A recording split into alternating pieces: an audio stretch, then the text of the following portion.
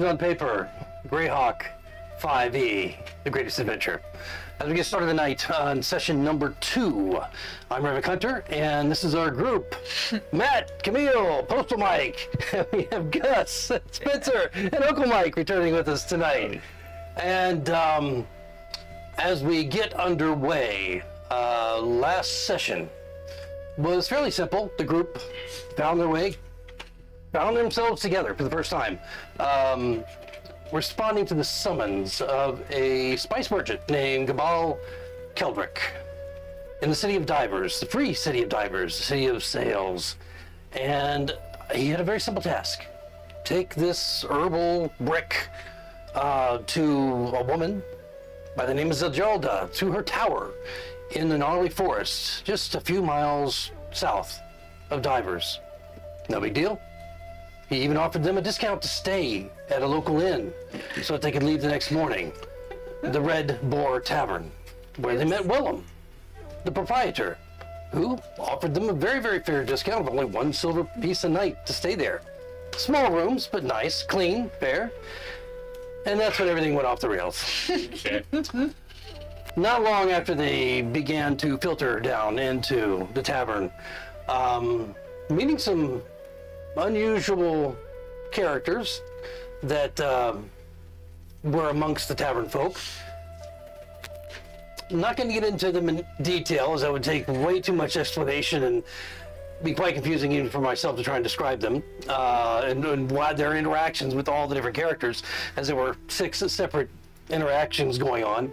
But the most important event that took place was when the leader of the Bangers, one Mr. Fremen, Taggart Fremen, burst through the tavern doors and demanded to know from specifically Olsen, as he had taken this strange brick of herbs, and apparently he had the description of this fellow with a frog on his shoulder and a barrel on his back. That was pretty easy to find. It's hard to miss.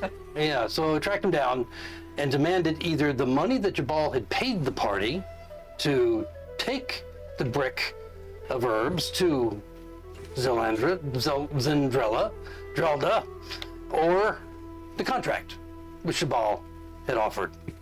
Apparently, they had been offered the contract first, but when they failed to show up to perform on that contract, Jabal was in a state and had to get it moved to someone else very quickly to get the process underway, to get it transported as quick as possible to Zendreldra.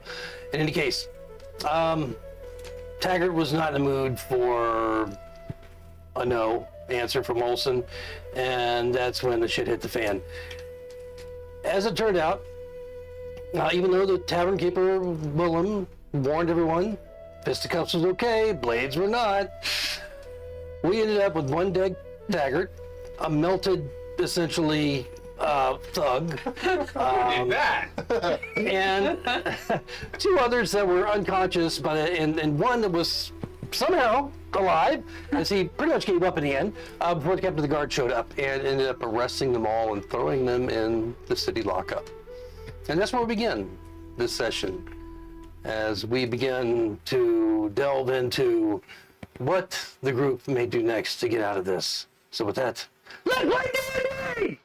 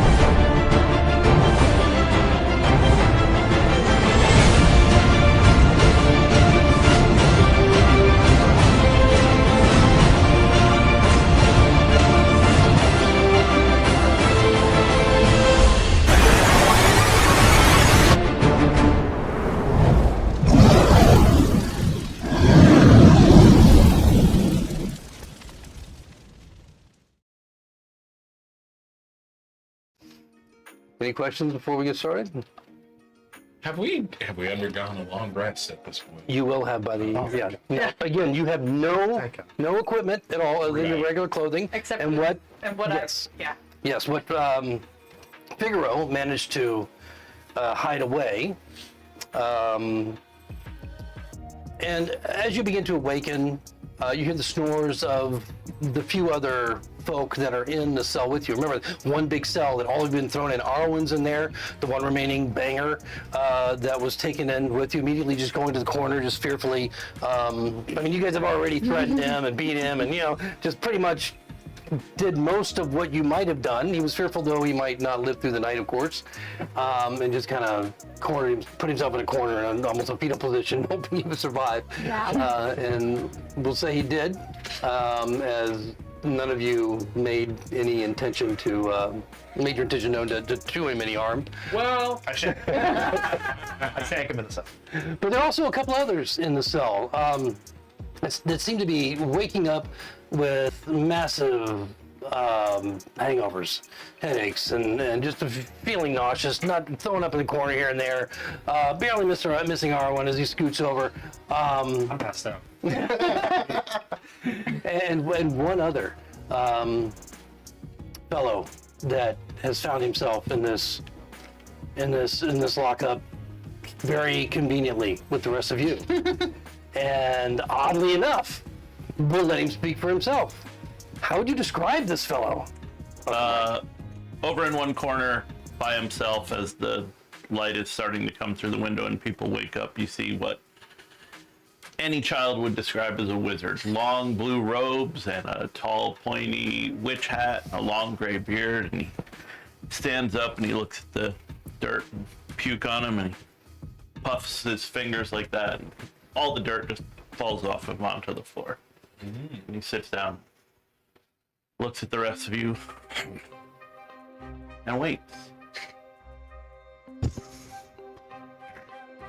I'm picking up my toes.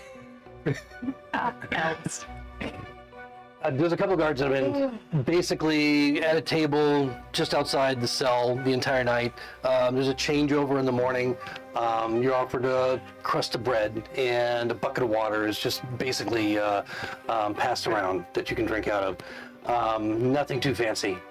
And within the hour of dawn, there's a clank, clank, clank, clank of keys along the bars, making sure, just loud and annoying, waking everyone that is possibly sleeping. It's time to go. We're gonna put you in front of the magistrate now. Get up, come on. You five, you over there. Yeah, come on. All right. What happened? What is happening? I help you to get up.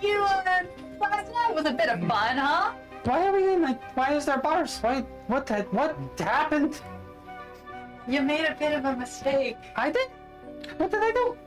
Oh, there was a bit of a fight last night. Do you remember that? No. Oh, no. Yeah. My head is extremely in pain. Yaris, you killed somebody. What?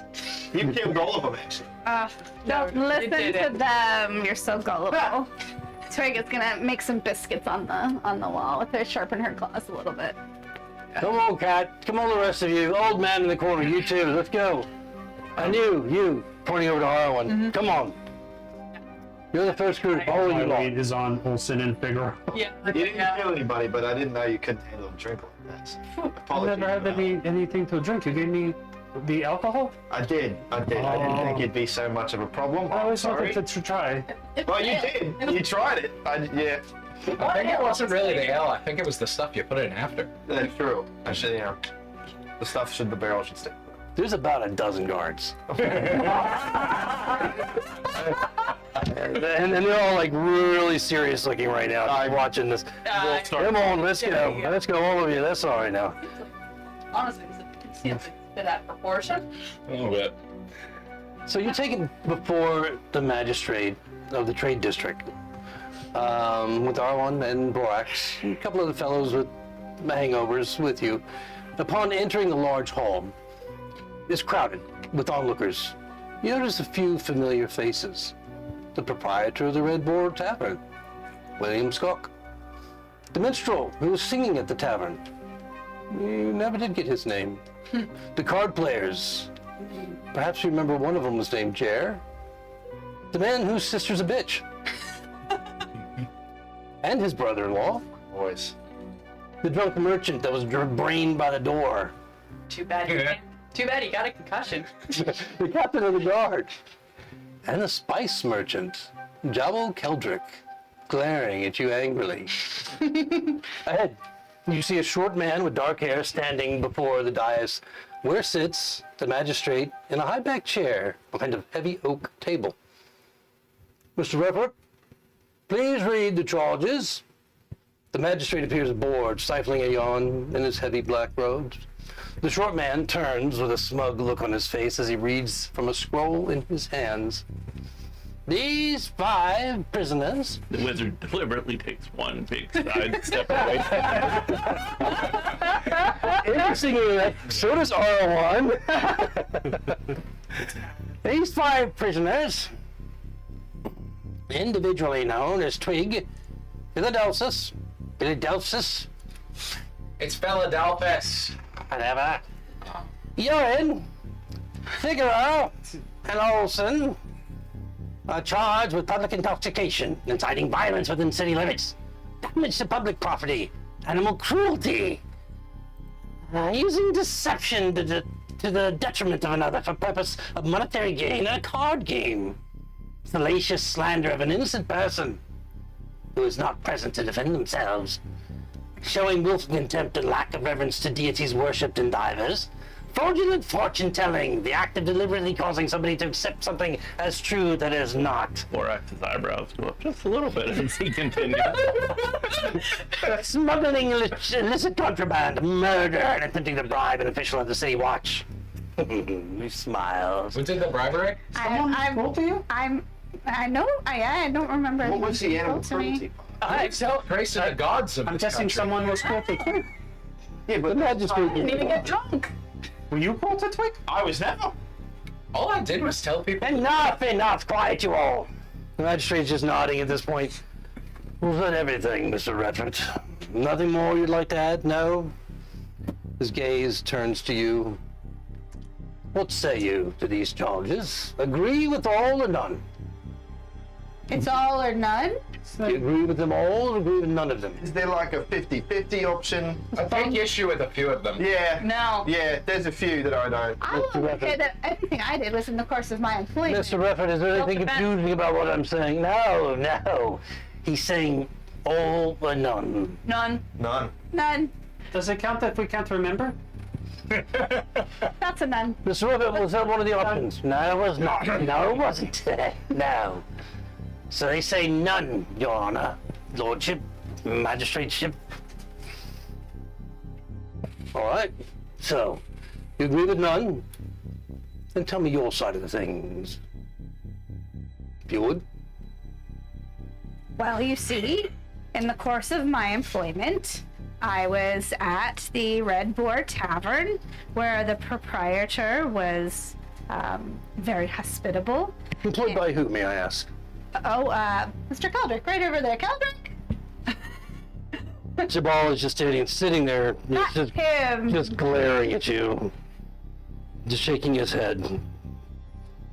Go on then. The room was lovely, and I was going to have a little cat nap when my friend invited me to dinner. We had the coupon. I remember the coupon. Coupon, do you have evidence of such coupon?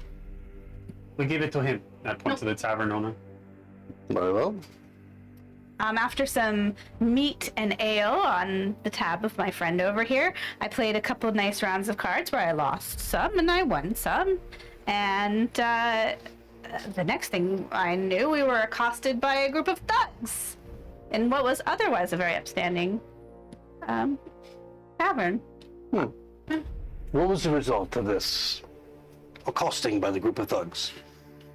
Well, it started out as a pretty standard kind of fist fight. I was staying out of it myself. And then the lead thug, whose name I did not write down. Taggart? Thank you. Taggart.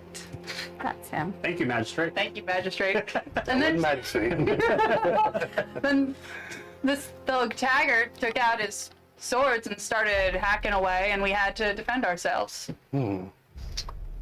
And then what happened? Then over the course of after him taking out his blades, we had to defend ourselves to protect our lives. And it unfortunately ended with one casualty in that event and some sort of divine intervention where the other turned into liquid. I cannot possibly understand that one. He just, a guy just spontaneously turned into a puddle. Spontaneous, you say? Well, anyone else would like to add anything at all? Oh, our friend was nearly dead. I had to save his life. It's true. I did. I went down in the middle of the fight. He would Frog on otherwise your have shoulder? been... The frog you have on your shoulder. That is a frog. This is Bruggy. See. I'll point to the two gentlemen, and I'll say, and in regards to this fight, sir, it was me who it was started with. You know, I was talking to my two friends over there about Melanie. You know, I don't know if you've heard. Melanie. She's a bitch. And I'll mention that they approached us first, and you know, while I'm not from around these parts and I didn't recognize them as this town's supposed gang, it's how they even introduced themselves to us. They said, "Oh, we're the town's feared gang. We're the bangers." And that's just, I don't know about you, sir, but if someone approached you like that, I don't think you'd take kindly Let's to take it to either. the facts, opinions to yourselves. Well, So then the guards arrived, then? then the guards arrived. That's correct. But I think the misunderstanding started because we have, like I said, been hired by Mr. Keldrick, and in the course of our employ, we were getting some nice rest. These thugs came in demanding the money. They were trying to steal from us. All right. Anything else you'd like to add? This is your moment. He gave me alcohol. I did. All right. That's not an illegal thing in this town. Is it, Mr. Reffert? No, not That's yet. for us. It's irrelevant. All right, Mr. Reffert, you'll get your turn. Anything else at all that you'd like to add? You saying that all that's left is you were locked up and you woke up this morning and were brought to my hall. I wasn't asleep all night. Yeah, I didn't do anything. Philadelphus is kind of getting antsy, not knowing whether or not he should speak up in this moment. All right, so yes. Well, I was merely spreading the word of the order of the deity soon to be. My brother, guy who is our number one paladin, and I am his number one cleric, and I was just merely, as a free man living in a free state, sharing the information about my church. The gentleman over there, the musician, he can attest to it. He is our most devoted disciple. This you and the guy just like You took the pamphlet. may I see your pamphlet? The magistrate. Does he Is that- have a pick? Like, Well, they took my stuff. I'm checking my pockets for the one he gave me. Oh! Here you are, Magistrate. I don't want to know where that was. And he opens the pamphlet. One of the officials walks over and takes it and gets a damn. Yeah. He opens it up. They open the pamphlet, and immediately is the creed of who is a god, which is there are no gods before me at the very top, God! except for the ones that we don't agree with. For we must stake our claim and take their place. Okay. It's the first line of it. Oh, God. He looks at it and It looks like it was drawn by a third grader with crayons. okay. It's kind of how I imagine it. He just looks at it for a moment, turns it over, turns it back over again, and then looks over at Mr. Reffert. This has nothing to do with the Ebon Triad. Nothing at all. You realize that, yes? They could have had something to do with it. I'm getting the impression that there might have been some communication prior to your arrival here. Typical DA jacking up the chart. I'll hold up this a moment. I'll just keep this, if you don't mind. All right. So, anything else you'd like to add before Mr. Reffert calls his witnesses? I want to mention to the magistrate, I just want to say, sir, I mean no disrespect in terms of what I'm about to say, but I'm just a little confused by the circumstances here. While, yes, I understand the situation may have gotten a little out of hand as to what, is allowed under law and rule.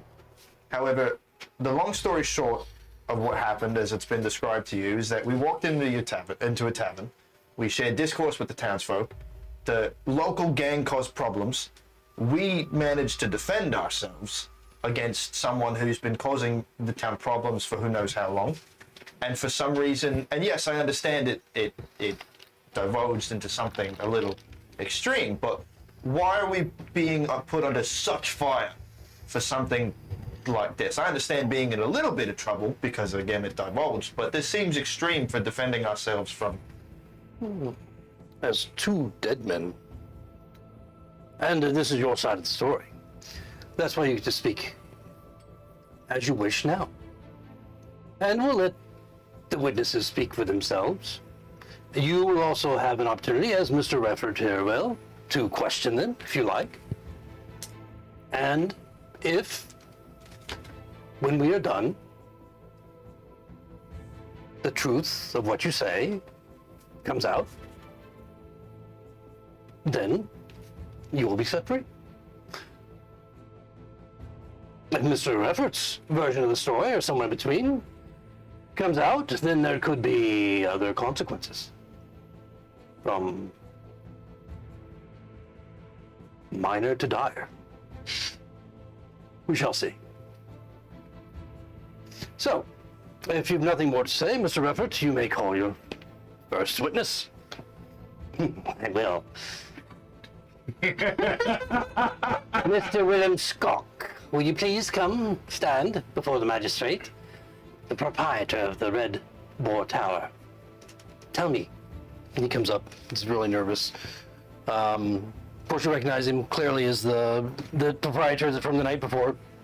And he's really nervous as he sits down in a chair that's just not like a traditional courtroom, but the magistrate is kind of elevated on this dais, and you have Mr. Reffert, who's basically the prosecutor, who's off to the side. He's got a little desk and a little chair, and then you have just sitting underneath the magistrate's desk, below a smaller chair that the witness sits in, and so he's facing the entire court with the magistrate behind him that he cannot see.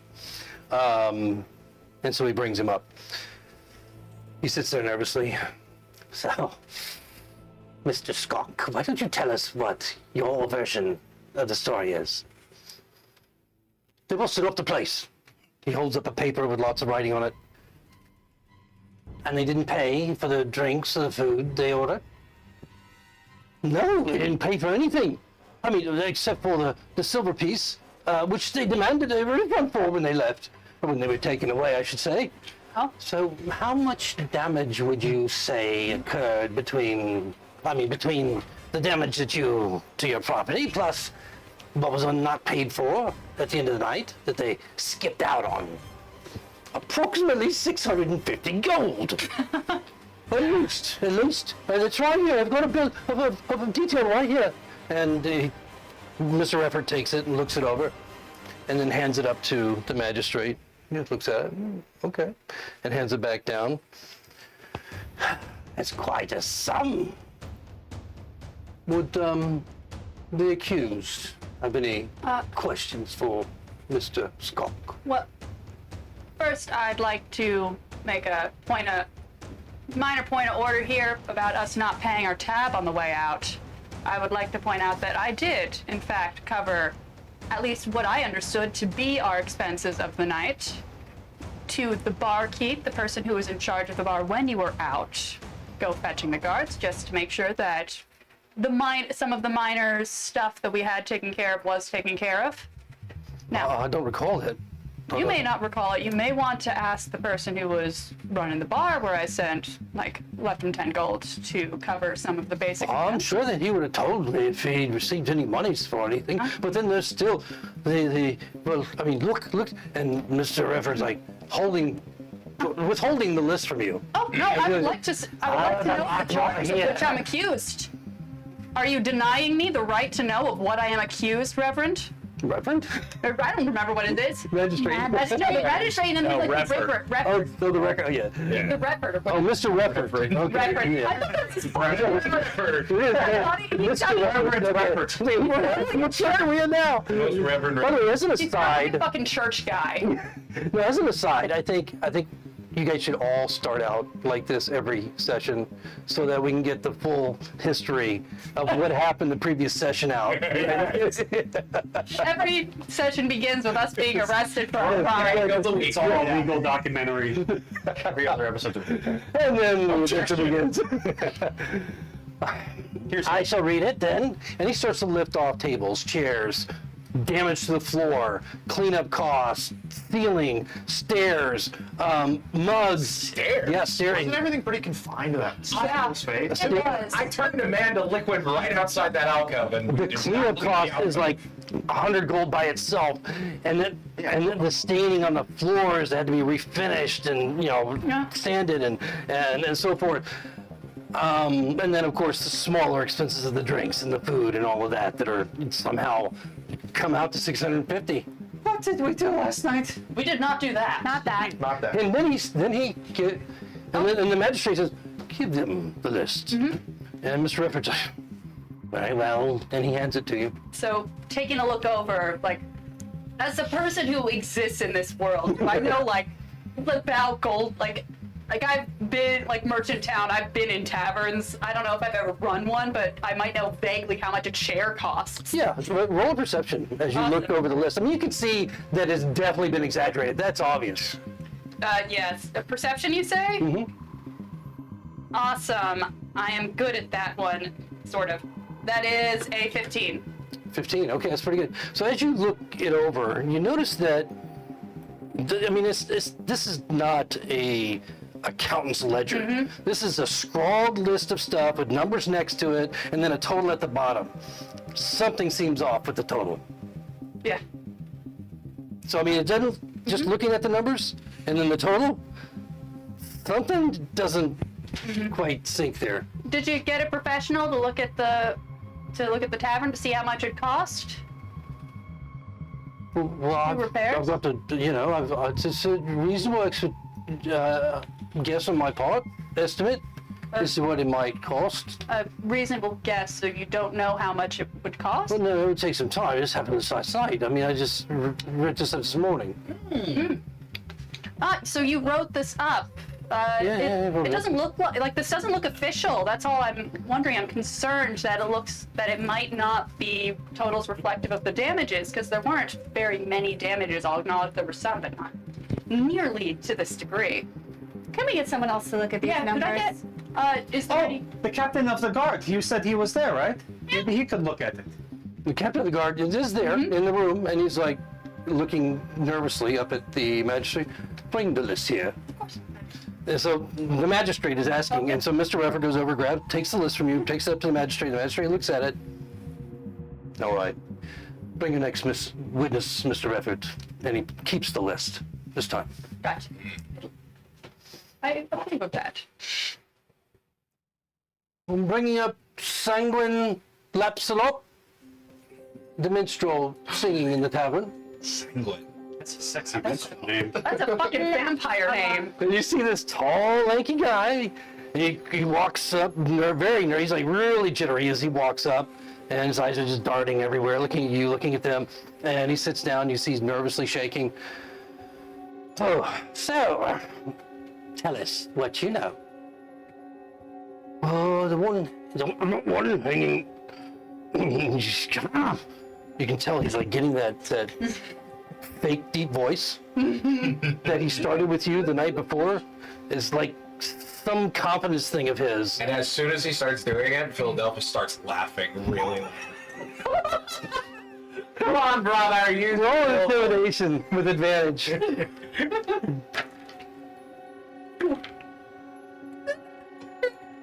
Intimidation. Charisma better be higher. The plus line here. 13. Okay. I'm not a very good one. Not an intimidation. The at pamphlet least. does all over. Yeah. The one who was handing out the religious pamphlets, he was very disrupting. He was annoying the customers. So some of them so profoundly jarred that they might never regain the faith they once held so deeply. Yes. Cost me a lot of tips. He's nervous, his voice has just lost it. About how much would you say? At least 80 gold for the night.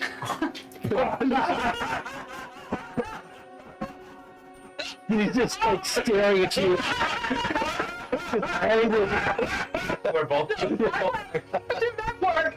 I've worked for tips then. No. And he says, the magistrate, any questions from the accused? Yeah, I do have a question, actually. Mr. Sanguine, why would you request the pamphlet after if you felt that I'd done you so wrong by proselytizing about my faith? I just wanted to examine the document and see what had perturbed my clientele so much. Brother, are you feeling lost? Do they have taxes in this city? Yep. Roll persuasion. Let's see if I do it better with this. Woo! 19. 17. You're not proficient in this? Why would you be proficient in this? Because it's funnier that way. Exactly. With your eyes just boring into him, he's like, yes, I am feeling a bit lost. Well, brother, you do not need 80 gold in one night when you have a community here for you. You what community? Reach into your pocket. It's friends on. What would he find in his pocket? The pamphlet. Oh no, it's the pamphlet. Yeah. The pamphlet. He would have kept it. He just kind of looks side-eye over at Mr. Refford. Up to the magistrate. You may bring your next witness. Another chair is brought up. And this time, as announced, Jolin and Jer, the card players. Oh, that's us. Wait. They both sit down together, and Jer, who you never really heard speak at all that night, very dour and quiet, sitting kind of not looking nervous at all, just as if waiting for whatever the inevitable is. Jer, the talkative one, does look nervous, but not quite as much as a singer from the tavern. Tell us what you know. We never seen such talent as the two of them. The cat woman acted like she was no good at cards, and the stupid one named Urine wouldn't stop talking. Right. They took us for at least 150 gold. Jared is just sitting there. We made 150 gold? No. Well, you have our belongings, Magistrate. You know that I don't have 150 gold. So the magistrate says, would the accused like to question? Was I good at cards? Jolin just looks, well, you were very informative about your card playing, which seemed very suspect. Folk don't ordinarily tell the rest of the players what cards they have in their hand. I will take it under advisement. Thank you. No more questions. No more. There's a few more questions. Isn't it true that I lost the first game of cards that we played together? Yes, but that's the trick. You must lose. It is fishing. You must lose at least a few hands before you get the big fish, you see. And then he's looking over at Mr. Refford, who's just nodding. You see, that's how the con works, is that you lose a few small hands and then gain the big one in the end. And Jared's just nodding. the big one was 10 gold was the pot of the big one.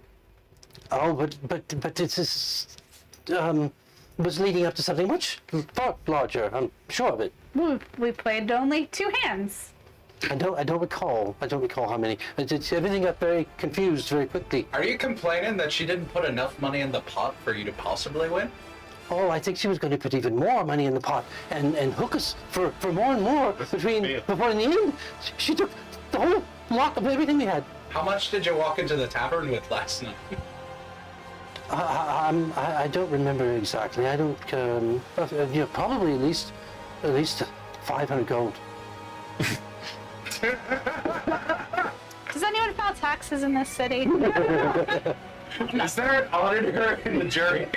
I will just point out that he said he thinks that I was going to Cool. maybe do something that we never did. So I'm pretty confident that you will not find 150 gold. I'll be like, sir, even we didn't, but even if they did, how is falling for someone's trick a charge and illegal? It's your own fault if it happens.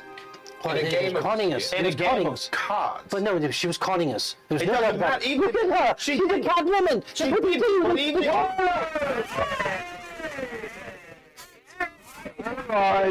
right, the magistrate just said, all right, calm down.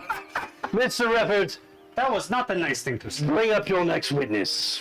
So was it because I'm a woman or a cat? Look at her as a cat. She's a cat woman. Woman. Even Jer is looking at Joel and going like, name for a superhero. just shaking his head like, what was that all about? Never saying a word, just shaking his head. Wait, you As are the two just as just, valuable as the rest of us. as the two just walk away, from the chairs in shame. And then Corbin and Lot, you may approach. The two chairs are still there. The man whose sister is a bitch. I'm his brother-in-law. His title is that. That's And as they sit down, Mr. Refford just kind of looks around the hall for a moment. So, tell us what you know.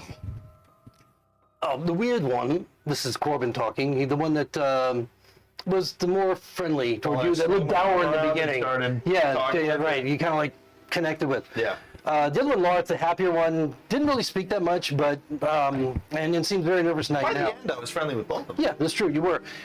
So he says, Corbin, the weird one with the frog kept calling my wife a bitch. And she was not even there to defend herself.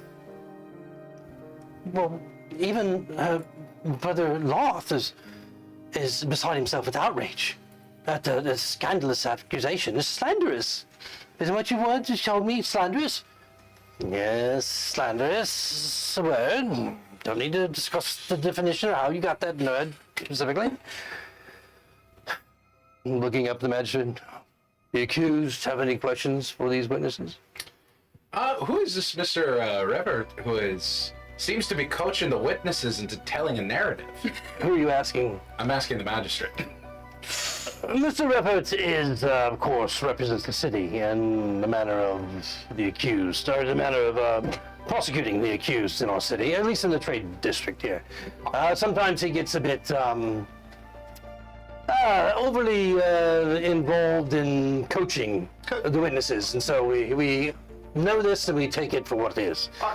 I will say, I mean, I had quite a conversation with these gentlemen last night, and while yes, we ended up in a scuffle with the bangers, I don't remember really getting on the bad side of anyone that has testified against us tonight. So I don't know what's going on and why suddenly everyone is not on our side.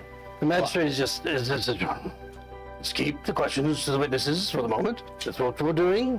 We will have further conversation afterward, after we have heard from all of them. We gave you your time to speak. Now it's their time to speak. Mr. Refford? Oh, no, the accused, please. Do you have any questions? For Corbin and Lot. Don't mind me, I wasn't really paying much attention, but I did hear both of you loudly complaining that one of you that your sister was a bitch, and the other one, like both of you were loudly complaining to the whole bar. I could hear you all the way across the room. Oh, no, never would have said anything like that. No. And from somewhere in the back of the hall, you hear, what? And as your gaze turned, a woman stands. Beautiful woman, long dark hair, angry eyes, Melanie! staring forward. And the magistrate just, his eyes kind of open a bit. Seat yourself, lady. Very serious. Is lingering for a moment as she slowly, in a rage, you can see how red her face is, slowly begins to sit. Continue. Is that the bitch woman? May I make an insight check? Because On who? on the brothers, because while yes, obviously everyone's been testifying against us, these are the first that have directly like flopped from their initial position with us in the Sure, bar. sure, you 'Cause I can- was straight friends with them. Sure, And now absolutely. suddenly, What are you trying to determine whether they're... just like why or what, like out of character, I totally understand that the situation is dire. We killed a good amount of people. However, it's a strange, like huge event to me. No, Like for fighting the town's gang, whether people died or not, to the fact that we're getting accused like this. So just like who or what might be persuading them. How about the town's gang? yeah. But that's what I wouldn't know that though as my character yet. So I'm So trying then to roll your figure out. insight. I got a 5. So regardless, I don't. I wanted to ask if I'm watching. I can't pronounce his name. Refford, Refford, yeah, Mr. Refford. and our lone survivor. Do I catch anything between him and the anger? Roll perception. Perception 16. As far as you can recall, just keeping an eye on him during this Yeah. period of time, you haven't seen him look at him once. Yeah, no coordination. Not once has he looked, as far as you know. Questions for Corbin-in-law, whose sister is the subject, apparently, and whether or not she was slandered. Hi, Melanie. I've heard a lot about you. She's like way in the back. You hear I like call the, that out, dude. you know, this definite heavy, angry sigh. The rest of the courtroom is quiet. Very quiet. No instigation now. Anything else for the witnesses that we have up here right now? The ones who claim that the sister wife was slandered. No, it's just seemed nothing really. Just it seems like it's an opposite of what you were saying earlier. I didn't hear most of the story yet. I was on the other side of the bar, but still, that's all I just heard was you guys going off on her, and I don't know why. No. And Lartha's like, both of them are just like shaking their heads vigorously. No. My wife, his sister, she's a saint. She's an angel. else is scared of the game. I would never, ever say such terrible, awful, villainous things against her. Just not in her presence, right? Ever. I don't even think she's a wonderful lady. She's filled my life with joy. Have you ever met my friend before last night? No. Well, how would he know that your wife's name is Melanie if her name hadn't been in your mouth at the pub last night? That's true. You haven't said her name yet tonight, and I knew what it was. Isn't that right, Melanie? That's a wonderful point. Well, I mean, we had drinks in the tavern last And night. what did we talk about? We talked about many things, and I told you my wife, his sisters, Melanie, that I love and we adore. No, you said she was a bitch. No. That we love and adore. So of course it's how you know her name. And he seems to be getting really like nervous, just sweating. Just you can see him just holding, the chair rails, just like gripping them tightly. Lartha's not much calmer. Now, keeping this all in, it's not healthy. You need, like, if you want that open, like, if you want to have things change, you're gonna have to be open about this status of, like, what you think of her. Does it seem like anyone's notices that he looks weird and is just ignoring the fact that he looks Well, he totally looks like off? he looks like a very uncomfortable, nervous man that's being questioned. So, I mean, you can do an insight or whatever if you like on it. You're welcome to do so. 18. 18. Basically what I said, he's definitely nervous, scared. Does it seem like of Melanie or of... That's a little tougher because, I mean, there's a lot happening in this arena right now. It's just So- odd. Like, does he look like he's looking Six of cat? Oh yeah, he's constantly darting his eyes over to Melanie. Okay, yeah. And she's a bit away too, down. thought you were gonna say she's and,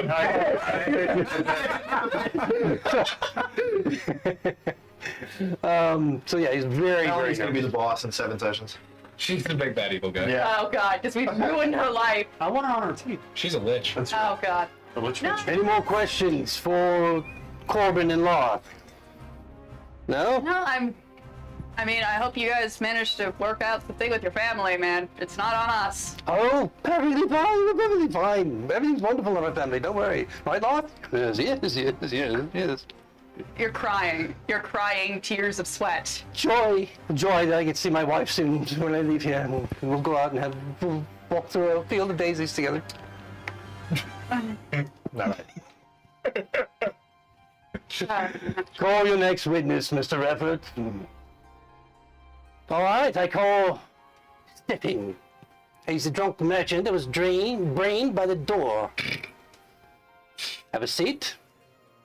Comes in a little unsteady on his feet still. As he kind of moves to the chair, you almost think he's going to fall over when he sits. Are you okay, Mr. Stefan? And my head still hurts a bit. You know, it was a rough night. Tell us what you know. I was just having a few drinks at the Red Boar Tavern. Minding my own business.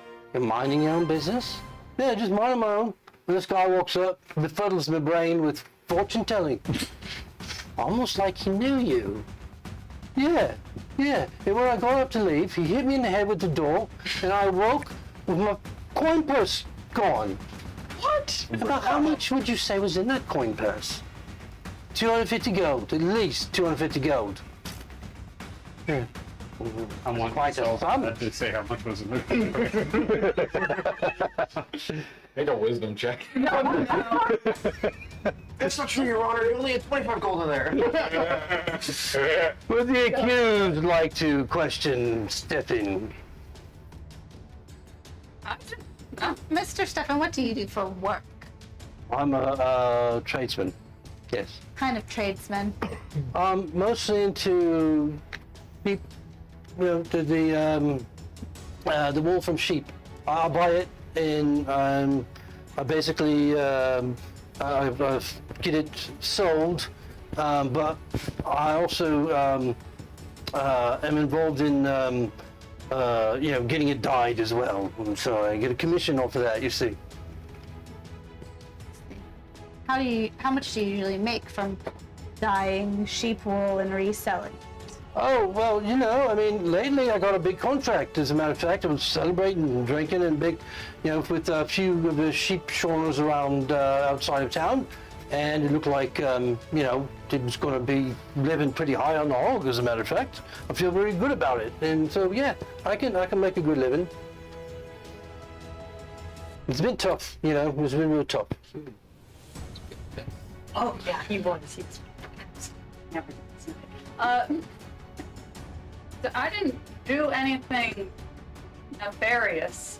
All I did, I have some minor talent with seeing with the cards. All I saw was something bad coming your way. You were unhappy with that, and then you ran face first into Taggart, slamming the door in your face.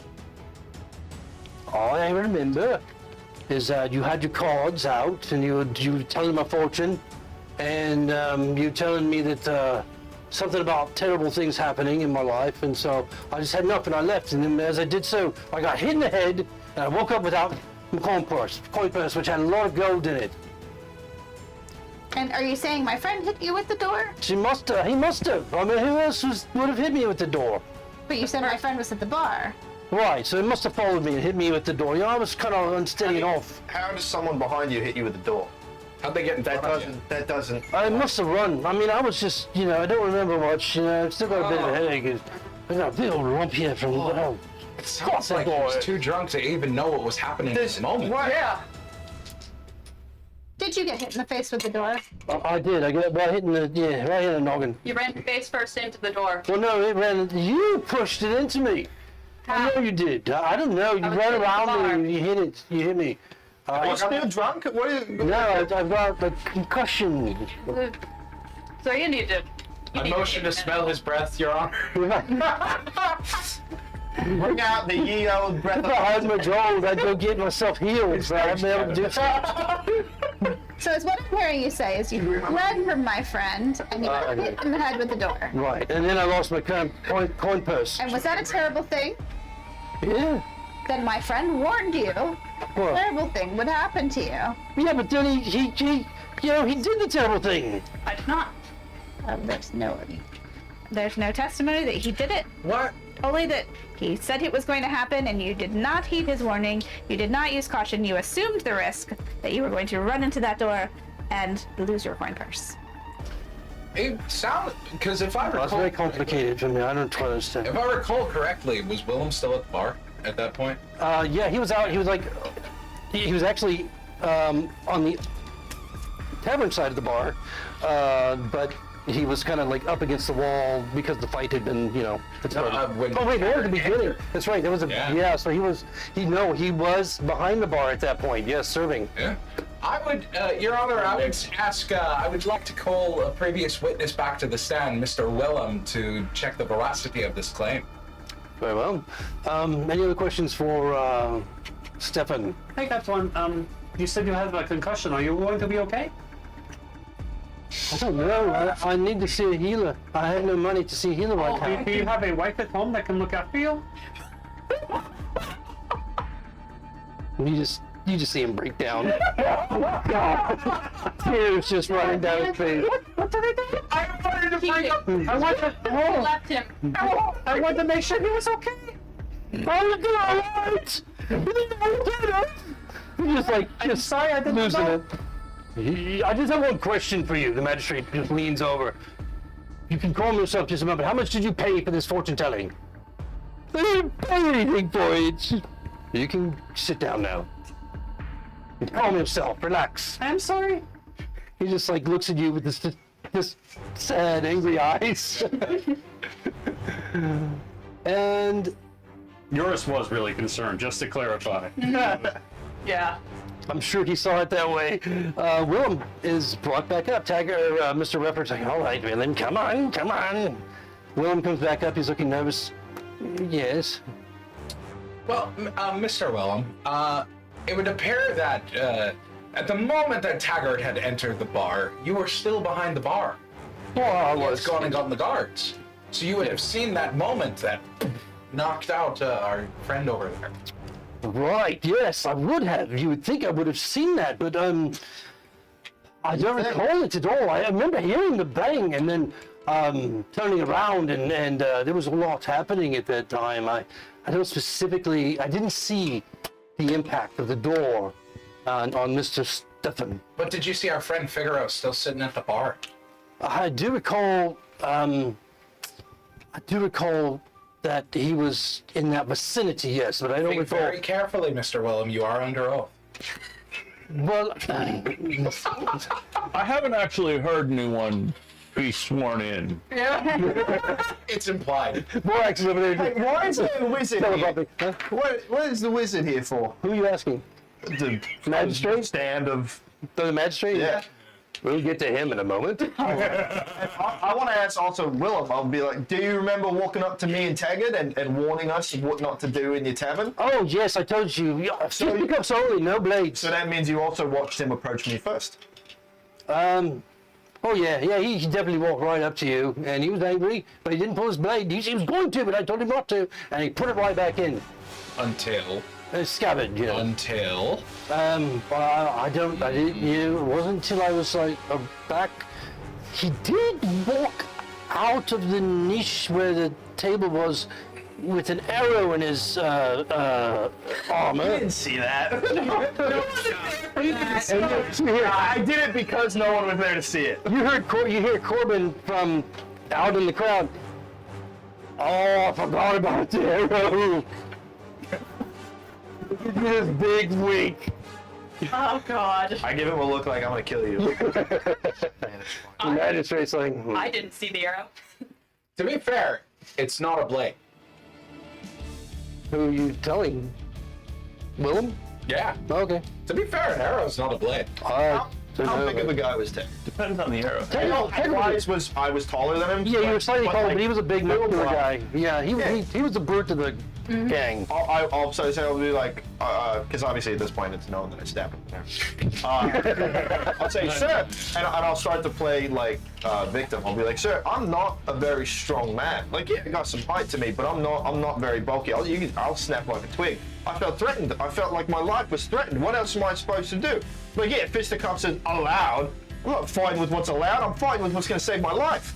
I'm just a cabin keeper. I don't know anything about, I'm just tavern keeper. I just have to say what I saw, and that's why I'm here. Do you snap easily? Anything else for William? He will snap like a twig. Give speech. So just to clarify some of the facts from earlier, just to make sure, when the fights, before everything started, you saw me, you saw the lovely gentleman over there sitting in the bar. Yes, I did. I did. Yeah, I did. Yeah. Yes. And then you saw him get up, and you saw him, I assume you saw him leave? No, the fellow that got stepped brained by the door, I only heard when the door opened and the impact on his skull, I suppose. And then when I looked over, then that's when I saw Taggart coming in, and I don't recall exactly where you were specifically. So you recall Taggart coming in, opening the door that hit him. Well, I didn't see the door hit him at that time. I just saw Taggart come in. I didn't know if it hit him exactly at that moment. Because he was on the floor. So. You saw him walking up to the door. You looked away, you looked back up when you heard a loud noise. You saw him, door against him. You saw the thug and his minions following him in. So you agree that you saw him that he got hit by the door. Well, I don't know he got hit by the door. I mean, I know he got hit by the door, but I don't know who hit him with the door. So what's your story? So are you saying that you don't know that he got hit by the door when the guy came in? I don't know. Which direction does the door swing in your tavern? Swings in. Yeah, swings in. Yeah. So it not make sense that somebody from the other side of the door pushed them open rather than somebody reached around and pulled it into another person. I don't know physics, okay? I don't know. You know it's physics. You have a brain. Immediately after you heard the noise, Yes. It sucks. He's getting really nervous. standing in the open doorway. Oh, Taggart was coming through for sure. Yes, he was in a rage. He was upset coming through. He was upset. Taggart was coming through in a rage. Well, he was upset. Yes, he was. I made him smoke, and he was upset. And that's who you remember Mildly. in the Just open mildly. door after the noise. Well, yes. When I looked, I saw him had come through the door, and Mr. Stefan was on the floor. I don't specifically remember where Mr. Figueroa was at the time, but over in that vicinity. So I can't say specifically that Taggart was the cause of hitting him with the door. That's all I'm saying. I think you've said specifically enough. You did, yes. Anything else for this witness then? No, I think he's explained thoroughly. Who else do you have, Mr. Reffert? I'd like to bring the captain of the guard up. Thomas. This big man and wearing the regalia of the captain of the guard, Dyvers, in chainmail armor. Looks like he's about to go on duty. Sits down. Tells Magistrate and the rest in the hall what you recall. I've never seen such sight of horror. Blood everywhere. All over, like a scene from hell. You recovered the bodies of Taggart, Freeman, and 4 of his men. They were almost unrecognizable. One even had his eyes melted out of his head. Were you able to determine who the culprits were of this dastardly deed? Oh yes, it was those 5 there. I point you all out. Another sidestep. Or like there's Borax on one side, other one is like taking the cue. They're just getting farther apart. And did they go willingly when told they were being arrested? Well, they tried to bribe me with card games, and but I was stoic and never wavered from my duty. Very well. Any magistrate speaking? Any questions from the accused? Oh, we need to be in jail. You start talking. I say in primordial, keep your mouth shut, urine. Oh, they're bad people. Straight up, that's another language I speak. Don't. Very, very cocky, confident-looking captain of the guard standing there, Thomas, sitting in the chair. So, the other 2 men, you did take them to the hospital, right? You took them to the medic, right? Yes, true, we took to the priest's temple of Heronius, of course. Where else would we go? And they were seen to by those priests. What became of them, I don't know. I just wanted to make sure it sounded like you said we killed 4 men. We did not. Well, we took 4 bodies out of the tavern, I would say, would be I'd accurate. say that is a lie, that you misspoke. No, 2 were definitely dead. That is... Oh, the number changing. Well, The number- the other 2 we took to We the tried to priest. save one of them too. Well, we know Taggart's dead, and then somebody, I don't know how, but he turned to liquid. I think it happens when you have like type O blood. I think it's just a thing.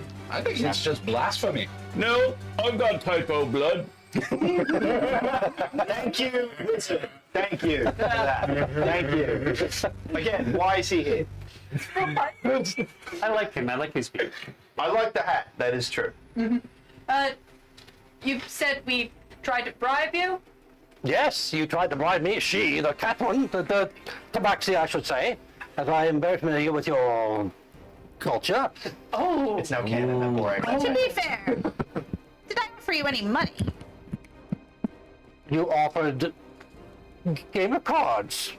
And the other one, pointing over at Olson, tried to ply me with ale, which I would take no part of course, because I was on I didn't duty. try to bribe you with it. I said that there was currently a free round being spent, and if you wanted a drink, you could have one. Well, that would be I didn't inappropriate for a man of my I didn't say station. that means we wouldn't go to jail. I just said if you want a drink, by the way, there's a round being passed around, which, and like I did feel like at this point there's no even sense in arguing with you lot because apparently all of our words are being fallen upon deaf ears. You agreed to it initially when I said, "Do you want a drink?" You were like, "Oh, perhaps I will." I cannot be bribed. It wasn't a bribe. I thought you were thirsty. I maintain my position. What constitutes a bribe? Why are you no longer looking me in the eyes? Why are you looking at the ceiling? What's going on? I detest looking at you in the eyes. Because you are guy. a criminal and you will be in the prison system before too long. There. Take care of you there. Don't worry. A pretty one. Ooh, boy. Felt racial. That did, yeah. So did it? Since you are a criminal and you will be in the prison system. He called him pretty. He did. He then said I was pretty. Oh. No, this is fetishized. Any other questions for this witness? Yes, what constitutes a bribe, in your opinion? When I'm trying to be influenced by some method, which could include ale or card games of fun that I would be invited to as part of the moment when my duty, of course, is what comes first. Question. A little bit confused. Do kind words make you do things for people? Sometimes. Do they make you more likely to do it? Well, sometimes they might, yes, of course. So if I called you handsome right now, would that be an attempted bribe? No, I think you were just speaking the truth. I'm giving you something in order to get you to do something. What are you trying to get me to do? Just have a swell day. No, thank you. Case in point. By your definition, that But would... I was arresting you all. That was the point. And you wanted me to play games of cards and Well, drink ale? Are you thirsty? Well, how is it relevant? That's the exact thing I did last night. That's the only reason I offered you a drink. Do you like cards? not even When a you're not at work, that's do you simply like why I cards? Dice, if you don't mind. But yes, I played cards before. For fun? For fun, yes, of course. And maybe for coin. So I asked you if you'd like to have a bit of fun, and you took that as a bribe. I was arresting you, all of you. There was not time for cards. There was time for ale. You had not arrested us. You were investigating. We were waiting for things to happen. We were Yes, doing and so nothing. obviously I was being deterred from my investigation by these flights of fancy that I didn't have time for, because my duty would not allow it. Let's start picking. But you agree I never offered you any money. Well, the money, it could be in any form. It could be, the bribery doesn't have to necessarily be in coin. It could be in some other benefit to deter me from my work. We didn't stop you. We didn't resist arrest. We went with you. Sure, you've admitted that. Suppose it depends on the perspective of the individual. Oh, so you heard me. Thank you. I do appreciate that. Any other questions for Captain of the Guard? Can you teach me how to play dice?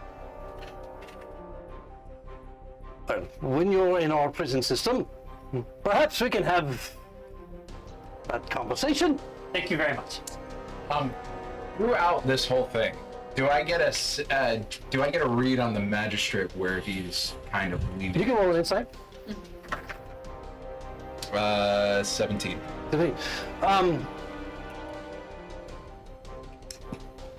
He seems interested. He's no longer, tired like he was earlier, like bored, like, oh, let's get this over with. Almost seems to be enjoying it. Well, we are entertaining. Almost seems to be enjoying it, but he's very, he's keeping his emotions and his expressions very, very close to the vest. I mean, it's really, really hard to read this guy. Yeah. I know I've already rolled a couple insights, so if I can't again. Yeah, no, you can. But can I, specifically for the purpose of seeing if he's actually listening to what we respond with, Sure. or if it's just like, this guy says something, then fuck what they respond with. Absolutely.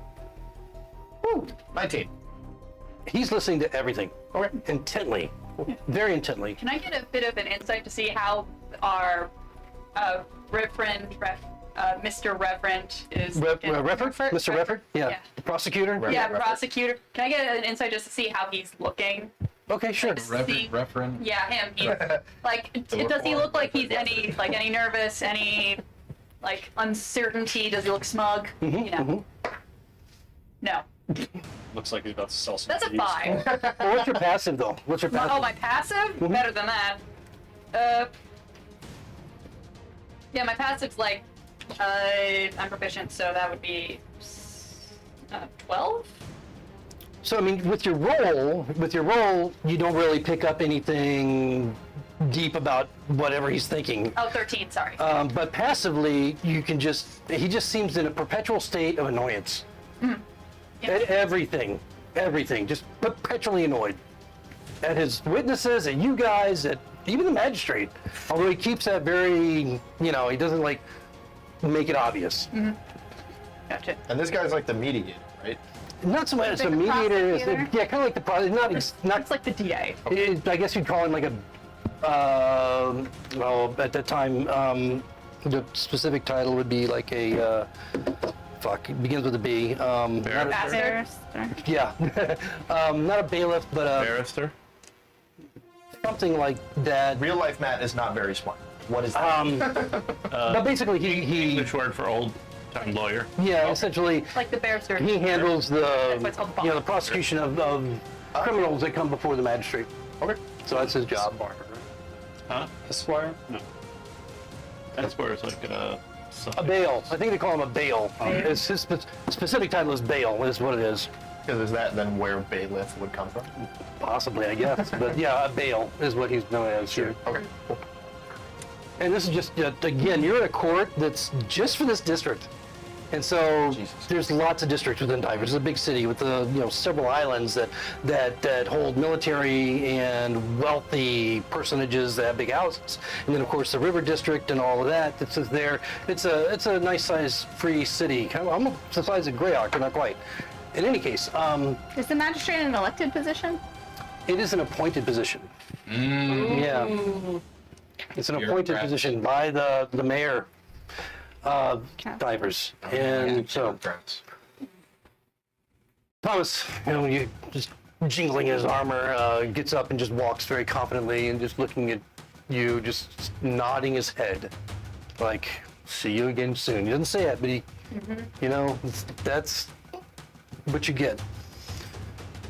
Any more witnesses, Mr. Reffett? I do. I have 2 witnesses left, sir. And first I'd like to call is R1, if you'd like to come up and sit down. R1, as you'll recall, is the lone, let's call him lone survivor, but the lone fellow that was... The one who surrendered. Yeah, that was surrendered and was left conscious and was jailed with you overnight and walking a little bit more confidently now than when you recall him in the cell with you, no longer under your control, takes a seat. Yes, I'm here. Tell us what you recall. Well, Taggart was very angry. You see, we had gone to Mr. Jabal Keldrick, and we had contracted with him to do a service. And then we were late. We were, unfortunately, we were delayed by the hanging that took place earlier that day, and we could not arrive at our appointed time. And so when Taggart did finally meet with Mr. Keldrick, found out that the contract had already been given to someone else. And of course, you know, Taggart, normally being a very jovial, likable person, you know, took this okay, I mean, well, but then he got angry because he realized that he felt it was stolen from him, that this other group had just kind of swooped in and knowing that maybe having something to do with the delay, had swooped in and taken the contract, which was worth, you know, quite a bit, at least 500 gold or more. And the crowd, oh, 500. Yeah, at least. And so he decided to go kindly ask the other group that he had heard was staying at the Red Boar Tavern if they wouldn't mind returning the contract to him. And so I was right there with him the whole way, and he went into the tavern, and he didn't burst through the door or anything. He just opened it and found a body there lying on the ground. We didn't give it any, you know, second look because it had nothing to do with us. And found the fellow with the barrel and the frog that he had been told was the leader of the group that had taken the contract on their behalf. And so he went and never drew his sword, asked them kindly if fellow Olsen, if he wouldn't mind returning the contract. Or at least, you know, the value of the contract, which seemed reasonable under the circumstances. And he refused. He was very angry and threatened to sick his frog upon us. Keep in mind, the frog right now is literally this big. Like, On it's his not- shoulder. Yeah, it's not. And then stabbed him with an arrow. And then his friends who came up behind us and ambushed us from behind, and killed us. And I just barely survived by giving up in the end because they were all gone, all dead around me. It was traumatic. I can't even think about it. It was terrible. To note, that story immediately contradicts like 3 of the other ones, which we've already put in. Are you saying this out loud? Yeah. You'll get your chance to All right. question him one moment. All right. Mr. Rippet, do you have any questions for one? He's a member of the gang of called the Bangers, correct? Yes, but you'd see, I think he said it well enough. All right, so the accused, would you like to question Mr. Allen? Yeah, well, we've already confirmed when discussing how the man possibly got knocked unconscious, confirmed by Willem that Taggart did enter the bar furious. He threw open the door. Well, we didn't confirm whether or not it hit the guy and knocked him out. We confirmed that he ran in angry and headed straight for me. That was confirmed by Willem already. Oh, I don't recall angry. I mean, You've already said it. You've already said it. I mean, he was angry in the beginning, but by the time he got No, to it's the fine. You tavern- already said it. It's okay. So that's one point that's already contradicted in your story. There was others, but I can't. Yeah. But they escape my mind. Point of order to the timing of us folk here were at the hanging like everyone else when we heard a crier come out and ask for urgent need of people to take on a postal contract. You said that you were delayed by the hanging, but the gentleman here had already needed people to depart. He needed to hire someone quick on the spot and couldn't wait for any references. Clearly you were delayed by more than that. But well, there was other things that we had to attend to as we tried, but of course that delayed us quite a bit, unfortunately. But yes, there were other things that we had to get done. But You acknowledged that it was an urgent contract, but it was an urgent contract. Yes, You yes. acknowledged You that were missed it. urgently trying to get back to see Mr. Keldrick about it. Well, sometimes when things are urgent, they need to be taken care of right away, and you missed it. So that's on you, not on us. Well, I don't know. I just was following Taggart. You know, he was the boss. He'll be missed. And do you recall when you pulled out your short sword and tore into my friend over there? I think your shirt might recall the sword swipe that It's you... it's stained with blood. But only when the rest of you had already pulled your blades and you were Only attacking. You said my survival. There's 5 of you against just me. I never drew a weapon. Well, it was 5-on-5 at one point. Yes, I mean, it seemed like a fair fight in the beginning. You know, Taggart is quite a brawler. You know, he's very strong and able, but Was. yes, sadly, yes. The magistrate keeps deflecting questions that are asked to him, right? Like whenever we asked a question to him, he was like, "Keep it asked to." Yeah, right now he wants you guys focused on the witnesses Okay. to get their story out. Okay. I feel like What they're pulling delayed in you? double shifts. He looks over at Mr. Refford. Mr. Refford is like, well, we were waiting for the bodies to be taken down from their nooses. One was quite obstinate about dying, and so he shook and convulsed and, you know, just rattled around a bit for quite a long time, and the other 2 were, you know, at least decent enough to die right away.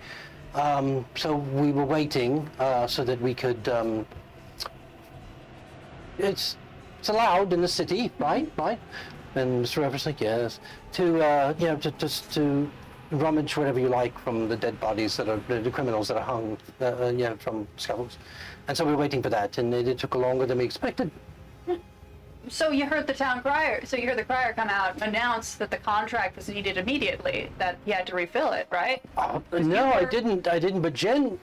Because he was yelling the entire time while the hanging was going. We were all within earshot of it. I don't recall specifically. It's not a lie. It's not a lie. I don't recall specifically. But Mr. Taggart, he doesn't seem to be in a hurry at all to you know, to get back to Mr. Keldrick. He seemed like he had lots of time. So I don't know what the arrangements are. I wasn't the boss, so I don't know. Boss of the gang, right? Honestly, That's it's him. our fault that your boss reassigned the contract. Yeah. Sounds like it's his own fault that he didn't care to do the contract. I A don't. lot of things that are listed on this list of charges that, well, whether they're true or not, don't even seem like they should Charges. be illegal. Yeah, they're not even charges. They're just things that happened. I can't speak to any of that. I'm afraid. I just can only tell you what I've done. What I did. This is Erwan speaking, right? Yes. Okay. I thought I heard you say Refford speaks up, No. and at one point I was like very confused. I don't want to call anybody a liar, but did the barkeep not say that the big man, the Taggart, he tried to draw his sword first? Oh well, you know. He looks you over a little bit. Are you carrying openly sword, the blade, of any They kind? took all my stuff, but all, Oh yeah, no, you're not. normally all I Yeah. have on my side is a flute. Yeah, so you guys don't have any of that right now. No. So he makes an assumption looking at you that you're not a swordsman. I said, well, you know, if, you know, swordsmen, and typically, you know, they just kind of have this nervous twitch about, you know, making sure that their daggers or their swords are loose in the scabbard, so that if they ever have to draw them quickly or in an urgent situation, we can make sure that, you know, we're protected properly and that they draw as we expect.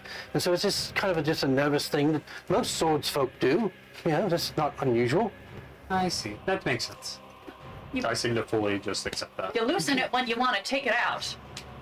No, but swords folk, they often just make sure that it's, you know, oiled properly and loose within the scabbard in case they do have to remove it quickly. Next time someone cocks a gun or I hear you. I'll be like, oh, he's just checking it. Yeah. He did also say he put it right back. Yes, yes, he put it right back. Yes. Who is the wizard? No, I'm kidding.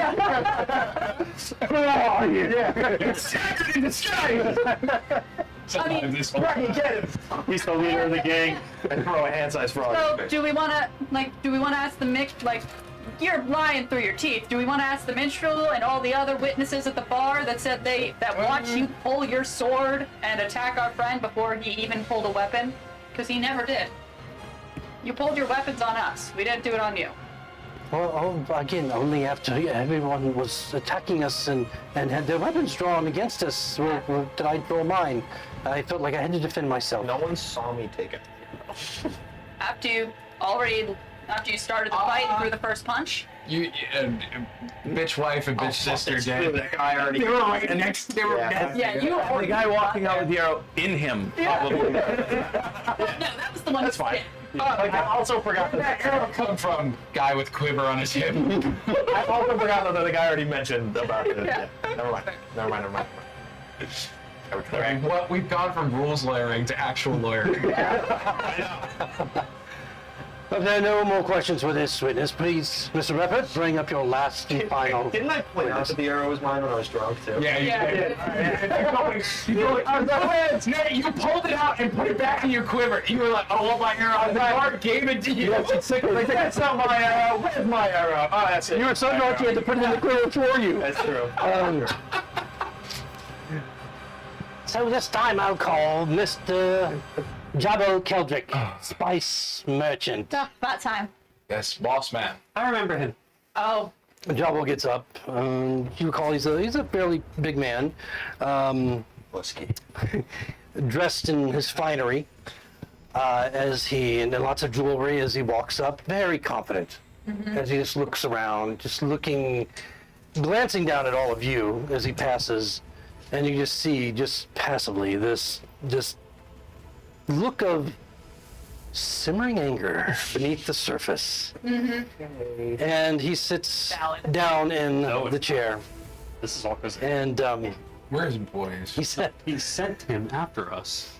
"Do you know why you're here?" "No, not really. These 5 persons, a bad character and mold of perturbation, claim to be working for you."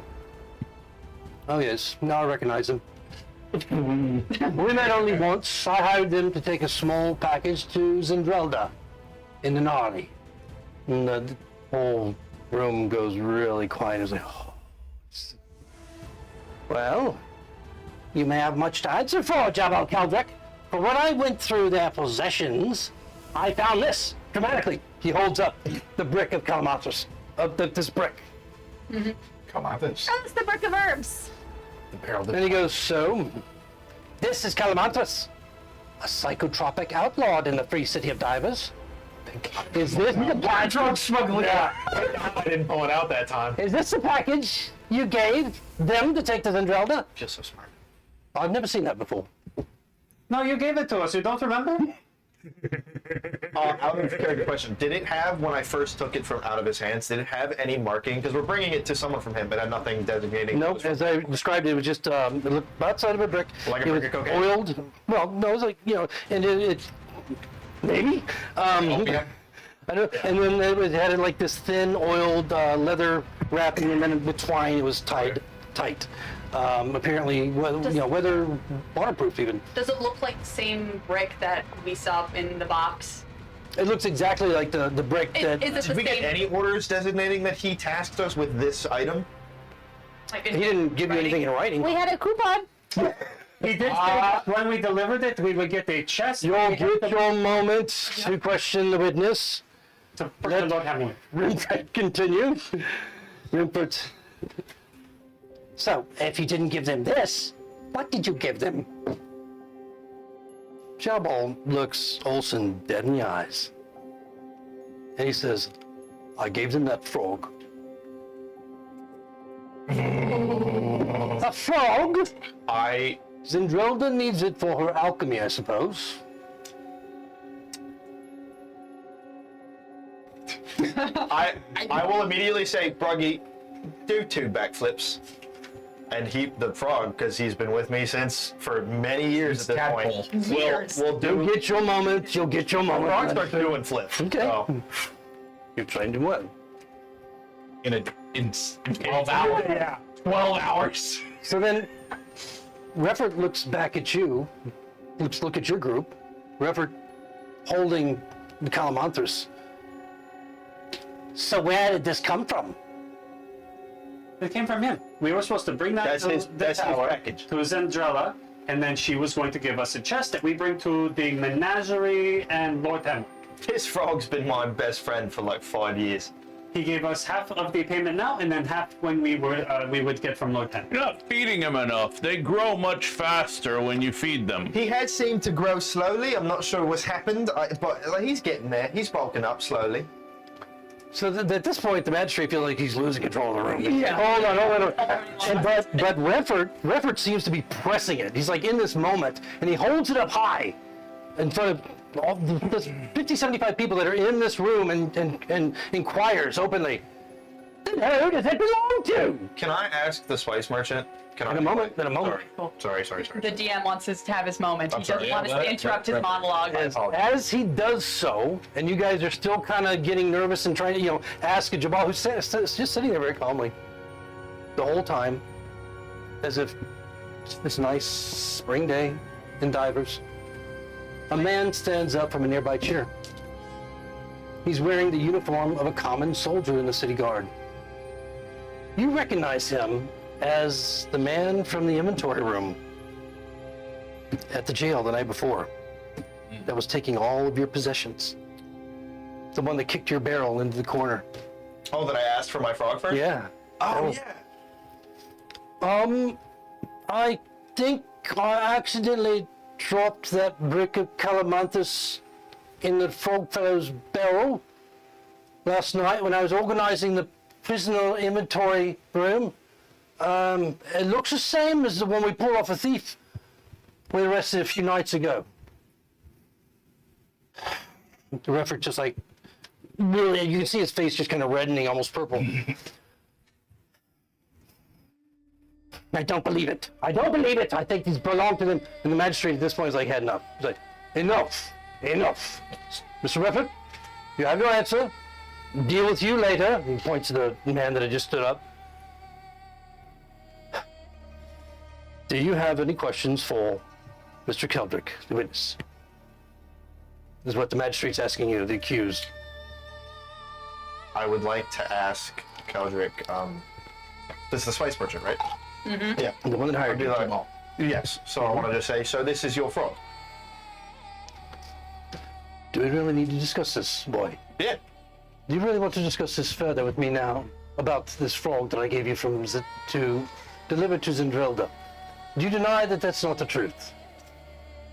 This is getting us into trouble, man. All right. The magistrate's like leaning over the table, like just looking at you. I guess I. Speak up! I guess I'll. No one can hear. I guess I'll know when I'm beat. Just one question. Did you happen to hire Taggart earlier to do curry the frog to Zendrelda, and he just didn't show up for the contract? Figaro is your name, I recall. Yes, and you know that I did. As a matter of fact, you're aware that I had hired a group that had not shown up, and that I awarded the contract to you. Paid you well, even paid you more than what I was really offering, as I recall. And you accepted it. Gave you lodgings at a discount with that coupon my fine friend took to Willem, which he honored. What happened after that is not my responsibility. Just wanted to clarify some of the facts. Just wanted to get that on record, just to make sure. I think he's mistaken. What? Okay. Any other questions for Mr. Jabal Keldrick at this point? You may leave the stand, Mr. Keldrick. Thank you for taking your time to come resolve some of our questions today. You can see that there is almost just passively, not a kinship, but there is a respect and possibly a relationship there. I mean, that's the way that they speak to each other very, very respectfully. Was it the magistrate and the spice merchant, or Yeah, was it the magistrate and Jabal Keldrick obviously know each other at some level, you know. Mr. Rutherford, do you have anything else then? Have you stated your case completely? I have stated it as completely as I can. I believe that I have shown, without reasonable doubt, that all of these criminals, we'll call them, should all be hung from the neck until they're dead. The whole room is like quiet, and there's this intake of breath, like. That is your recommendation. It is. Magistrate, it is. And the accused. Any last... I won't say last words. Any last parting statements before I render my decision? Your Magistrateness, I would just like to say, you may have noticed that we struggled with asking questions today. It's because all the answers were very odd, and I don't think that that passed you. In fact, I think that you will have noticed that any time we asked a question and got an odd answer, the next person contradicted or gave somewhat different story. However, none of our stories have ever changed. In fact, anything that we asserted at the beginning has only been verified by our employer and other people that have testified today. We were approached by angry men in a tavern while we were on the job lawfully, and we had to do the best we could to defend ourselves. You've even been presented with a documentation of some damages to the tavern that just doesn't add up, and I don't think that you've missed that. You know, I've always admired the tabaxi, the freedom that you have on the range, the life that you lead, the almost feral suppleness of your dexterous movements as you walk through the streets, as you climb impossible. I've watched as you've climbed the impossible heights, and very clever folk as well, I've noted. But do not presume to think what I have missed and not missed. I see it all, and I assure you that whatever judgment I render will be absolute, final, and fair. So, we'll take a brief respite, and afterwards I shall render my judgment. And we're going to take a break. You get to the wizard, right? It's gone. Lizard's fine. He's on trial as well. Holy shit! In this case. Maybe the wizard is gonna be like, you know, they were talking all night in the cell, keeping me up. They could have been getting their story straight. Surprise, I'm the magistrate's brother, and I've been spying on you. And now the wizard on the charge of burning down the orphanage. See you in a few minutes. Wow.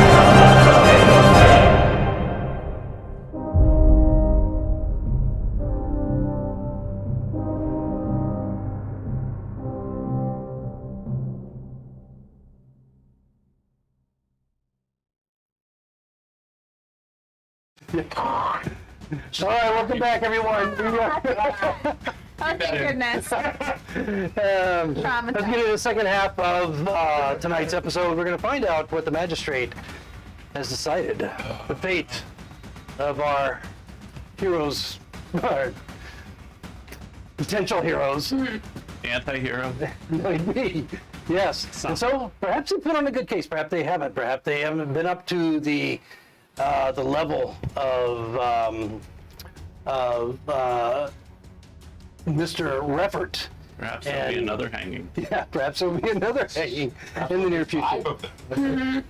One thing you guys all know about Dyvers, and a lot around Greyhawk at this time, is that there's a lot of angst, concern, uncertainty about this Ebon Triad, which is, I mean, it's pretty common knowledge that this group, this very subversive, underground religious group, is actually from 3 different religions.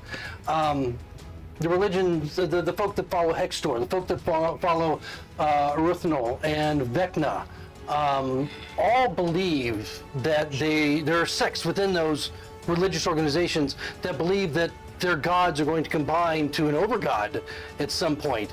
Now, even those more mainstream within the Vecna cult and the Hextor cult and the Aruthnal cult think these are real outliers. They don't believe this, but there's these sects within their cults that do, and they're becoming more and more powerful, more and more prevalent around the Flannis.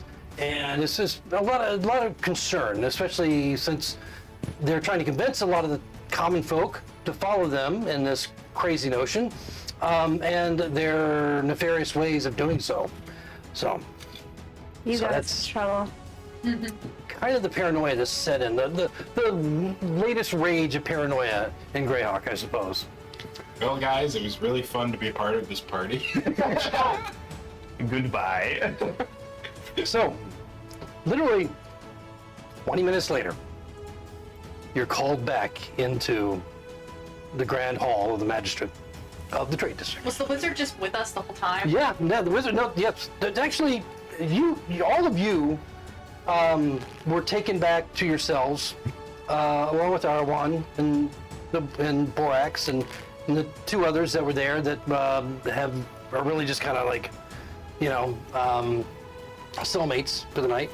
Arwan, during the time that you're in the cell, is just like nervous again, and just back in the corner where he was, just defensively watching you. Should we beat him up? Nah. That probably wouldn't look the best. That's fair. He is unarmed. We need to start another. I mean, to be fair, you're usually unarmed and you still fight. Well, yes, but that is because I have much training. Do we know that you did anything in person? No. That sleight of hand was really good. Yeah, I'm just checking.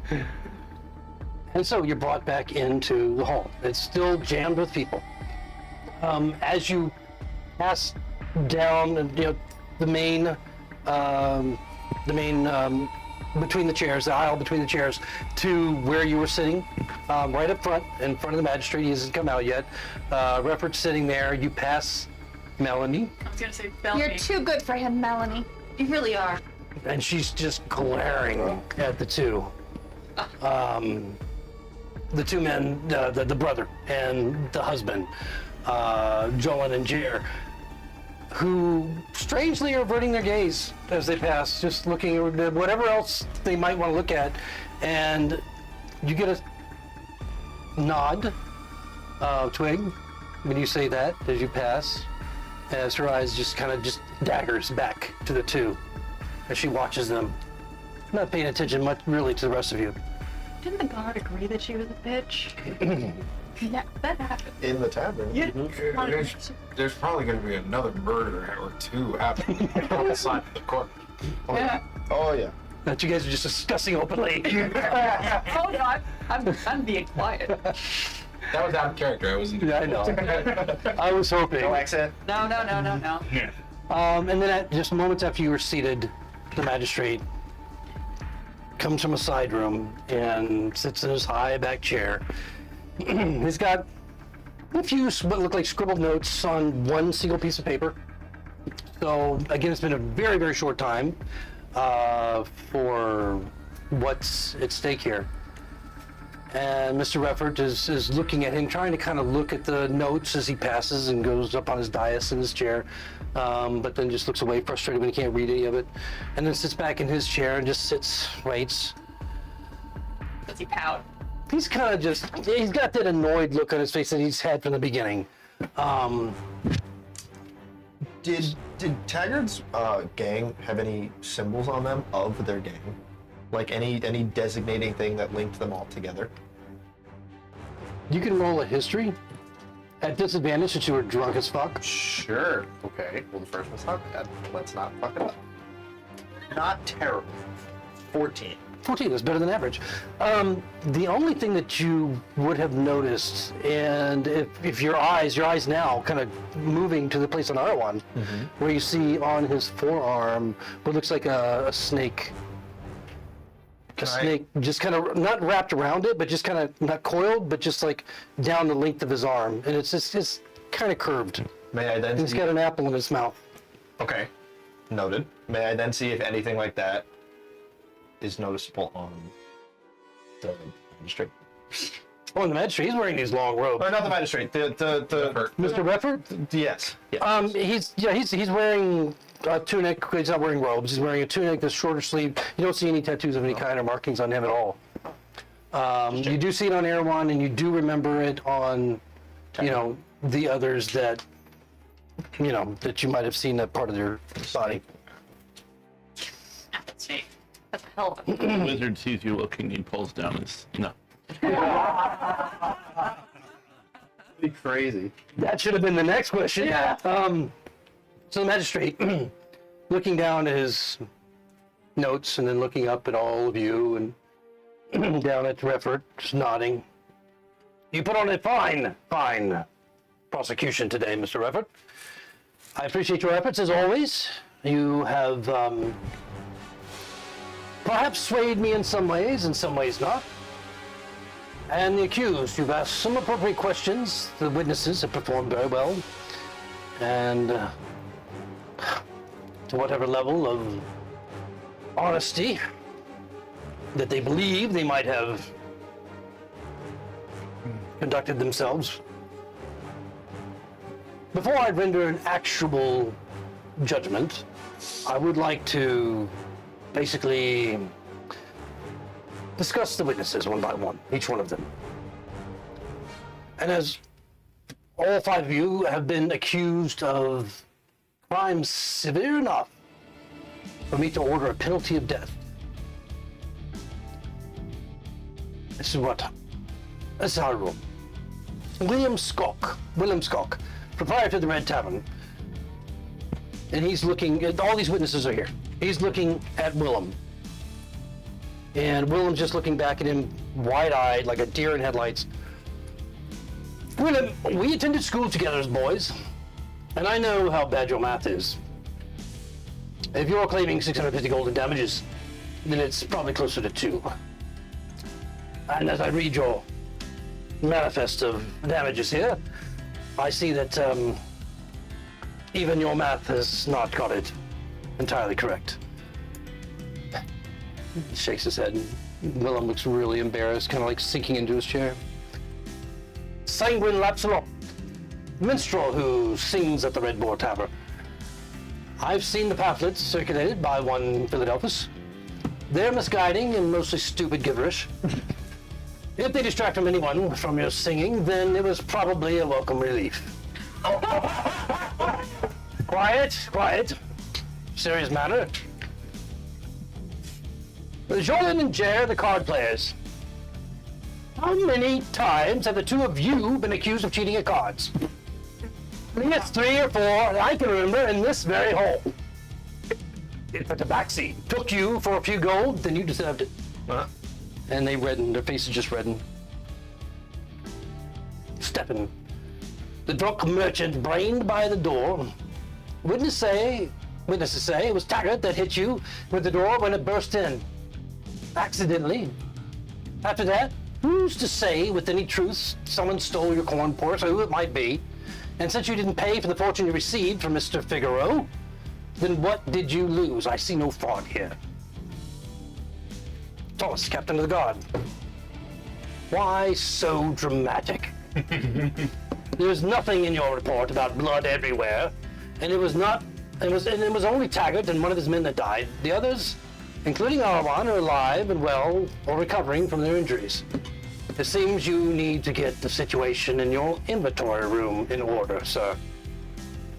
I won't have this in my courtroom again. You remember that. Arwan, member of the Bangers. Speak well for a young man, misguided as you may be.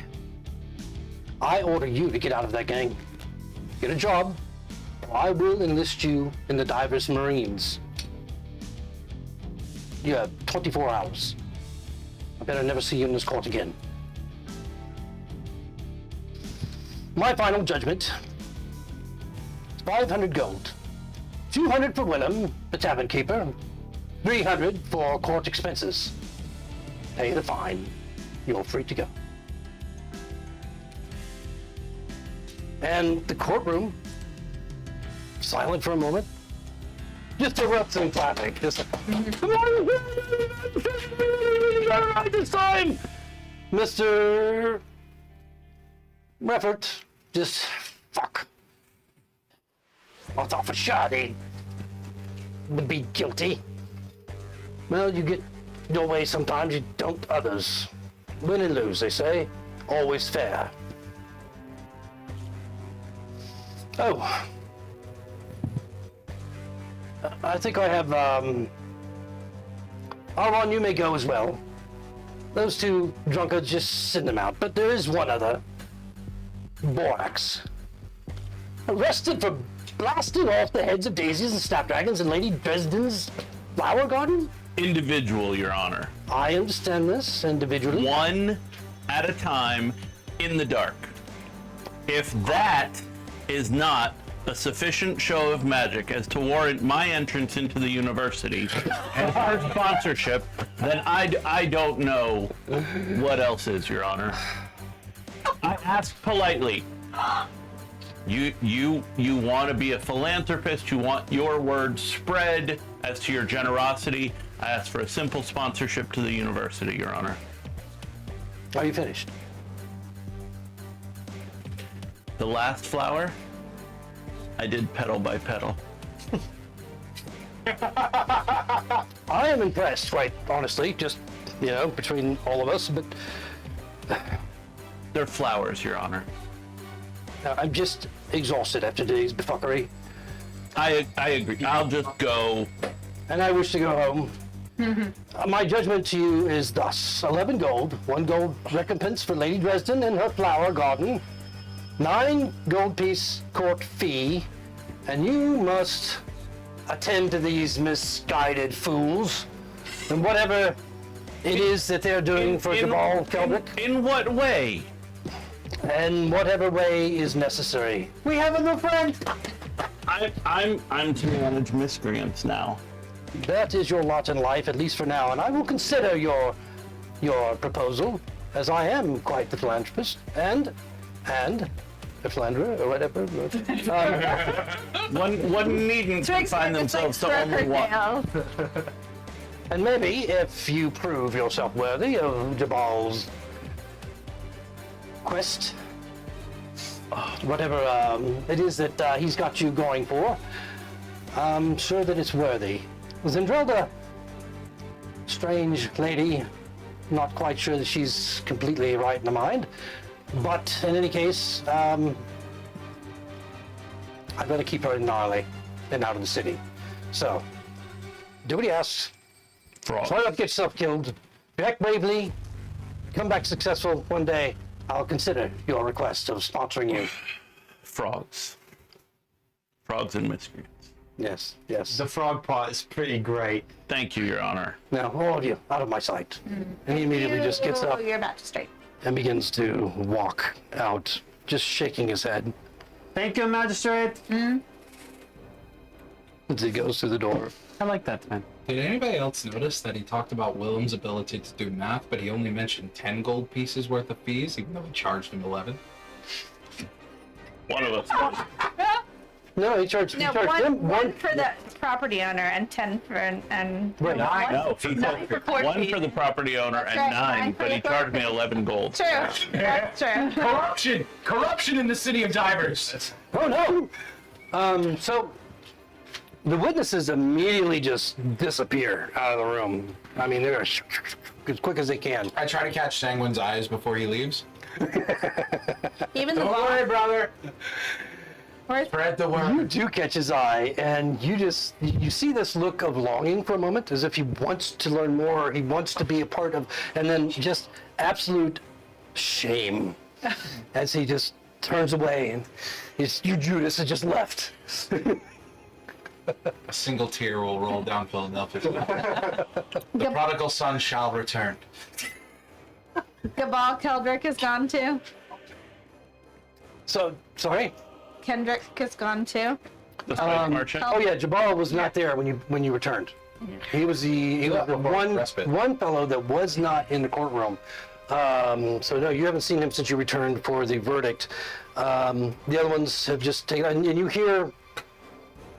hear in the distance a high-pitched screeching and almost a blubbering of men, just kind of residing in the distance. As someone is very, very angry. Someone else. I kind of just like peek my head out the door and I'm like, yeah, get it, Melanie. Give him what for? All right. You lead, I'll follow. We'll stay out of each other's way. And I think we'll do just fine. We should introduce ourselves to our new friend. Yes, you should. You don't have to. Oh, what is your name? I am Borax. Borax the Blue. Borax the Blue. I like that. I am your friend Yoris, Yoris Ren, and well, I like to play the flute. I like to dance on street corners, and we were going to be delivery persons, but then Let's not do any of that. that was violently ended. So we will have to find new work. But I am looking forward to getting to know you. Do you have a flute? Oh, I have to get it back. Yeah. We have to get all our stuff back. Yeah. I think Wait. The guards are waiting there for you. Yeah, Yeah. I started. Let's discuss anything. Will personal it fit in or- your pocket? No, I have a sheath. That's a good place to keep it. Thank you. The guards take you back to the inventory room. You get all of your stuff. Everything's there. Everything accounted for. gold from each of us. You'll have to pay at this point. It's a the- total of 500, I think, is what. Yeah, 500. Is 100 gold each. So basically, the cost of the job. The money we just got paid, we're losing. Yes. Is by any chance did that we get package slipped back in the 125 each? Are you going to look at the bill right now? 125. Not right. It was on not the yet. other? I talked him up. When we I- get outside. But that was for us So I for the think whole job, I or wanna was see if that the ahead of package- time? Oh, so we got 25 free gold. Not bad. So you're paying the fines? I wrote down. I think you're right. I don't He think just got 125 because he upped I it. talked him up. Yeah. As a person who may have kicked off the severity of our charges, I will kick in 120. So you can keep an extra 5. Wait, what did we get? From the job. And The job. He gave job. it prepaid. Oh, Yeah, you paid you up front 125 gold. Yeah, he was gonna give us 100, and then I convinced him to give him. I'll give all my money. How many do you have? Do you have Well, with 95 gold? 125, Well, everybody can give 95, and then I give 120. Well, if I killed somebody like you guys said I did, I feel like I It's should mainly contribute that I more. just don't care about the gold. It's not that I just. It's okay. I have 7, and that is the number of hairs that Who is a God had on his face at the age of 10. That's right, you're weird. I'm not. Do you want to do 95 or you do Yeah, 125? Okay, cool. So then, All right, so you guys worked it out. Do you, and does Borax have 11 gold too? He does. Okay. I'm gonna write a whole Bible of Who is a God. Or actually, I'm working on it. I guess 10 gold actually, since he misspoke, and But- 1 gold for the recompense of Lady Dresden and 9 for the court fee. And I'm holding on to this piece for later. so then, yeah. Once the fines are paid and we've made our way outside, Okay. I want to see if in the barrel, if the package has been replaced. Well, just as you walk outside, after collecting all your things, paying your fine, and leaving the hall, the magistrate's hall, you see Jabal standing there. boss. Hey, God. And he immediately walks up. He's got a very stern look on his face. He says, "Walk with me." And he begins to lead you, if you follow it, Oh yeah. through town, south, through town. When you get to the edge Are there of any town, rumors or anything I might know about this vicious drug dealer they're now working for? from your time in Dyvers, prior to this, we'll say, roll a history. I have history. 17. 17. He has obviously noted that you're there, but has not said anything. What you know about him? 17. It's a big city. There's a lot of things going on. He's a spice merchant. You may Sure he is. know that. The spice must flow. But I mean, you're not really. I mean, a spice merchant, and you don't even know if what they're claiming is true. You know, whether he really just gave him a frog, or if he gave him this brick of come out. No, Okay. I don't know if that's true, but I have a brain, and Yeah. I saw how he was acting on So you could the probably. band versus how everybody else was. So I'm like, when he walks up, I'm like, I believe he's here for you. And I'm gonna step back and let them follow. Oh no, you are our friend No, now. he's in charge of us. Yes. This is Borax the Blue. He's our babysitter. We'll He's talk in our- a moment. Yeah. A moment. Name's kind of spot on. So you probably in the city this size Okay. probably haven't heard of him. Good. So I mean, he's not some big celebrity, you know, guild master or something, All right. you know. Notorious. And as soon as you get to the edge of town, you can see there's some probably about a couple 300 yards of just rolling grassy hills. There's a settlement, a farm, tree line in the distance. You are all a bunch of buffoons. With Tiger dead and no more time, you are all I've got left. You'll find your package of herbs in your barrel, sir. If you open it up to look, you see it is there. Cost me 200 gold to get it put there again. If I didn't need you, I'd bury you in a ditch. Don't fail me again. Yeah, boss. Can I ask you one question? Mm-hmm. Did you directly tell Taggart that you changed the contract over to us? I told him that he had lost his contract. Sure, but like he came to find me specifically as if someone had described me as the person who had the new contract. This all would have been avoided should that not have happened in the first place. What interest of that had been of mine? I don't To know. describe you to him. That's fine, and this question is not meant to incite argument. I'm genuinely curious. If you tell me no, that's fine. Yes, I did. Okay. Can I inside check it? Yeah. He just said, yes, I did. He told me what you look like. That you were the guy. He's like, what do Oh. Sorry, I thought. Wait, no. Why I would thought you said- lie? I thought you said. He said, why would I do that? You said what you said, and I said, yes, he did. Oh. Yes, I did. In other words, Jabal is admitting to you That he did describe. that he did describe you to Oh, Taggart okay. in his gang. So, yeah, then sorry, I got mixed up. Yeah. So I'll be like, then why, like, this would have been avoided, and you wouldn't have had to replace your package for 200 gold. Yes. None of, so like, why? To test you. That makes no sense. Why No? are you mad at us? Have you ever been to the How are you Gnarly mad, Wood? yeah, how are you mad at us for messing up? I need you to survive the Gnarly Wood. How are we I need you to doing? survive getting to Zendrel's tower. So we passed the test. What's happening? You're alive. You're no longer in custody. You're not being hung. so much. It's not even funny. Because you while I'm not around people, while I just sit there with my frog. Dude, frogs don't fuck you over like this. Friend of mine had a frog. that We did fucked get a him little up once. fucked. What happened? Did you find us a horse? Since you fucked us over a little bit. You're at the edge of the town without a horse right now. Well, I know that's why I'm asking if he gave us a No, he hasn't bought a horse. And if you ask him, you know, he'll tell you to go buy a horse. I mean, yes, right there. He points directly south, across the plains into the where the tree line is. That's the entry. You'll find the pathway there. Get your horse and go now. Well, we just had to pay a lot of money. Yes. Can we have a little extra money for the horse? Good luck. And he just spins on his heel. Wait, no, our new friend, Borax the Blue, can he be included in the contract now? He is with us now. I know. So I made sure he was. Oh, Good day. I'm so confused. Did you get 125 gold? Rich people, man. No. So wait, are we getting one horse for 6 people? I think we should just walk. One day the fall will be big enough to ride. Well, the horse was simply to pull the cart. Right, the chest is going to be full of some big thing. The cart is in Drelda's tower.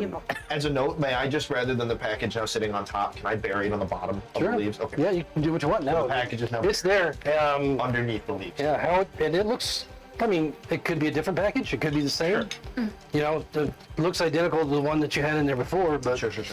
Half the day is gone with you guys arguing in court. We should probably start walking.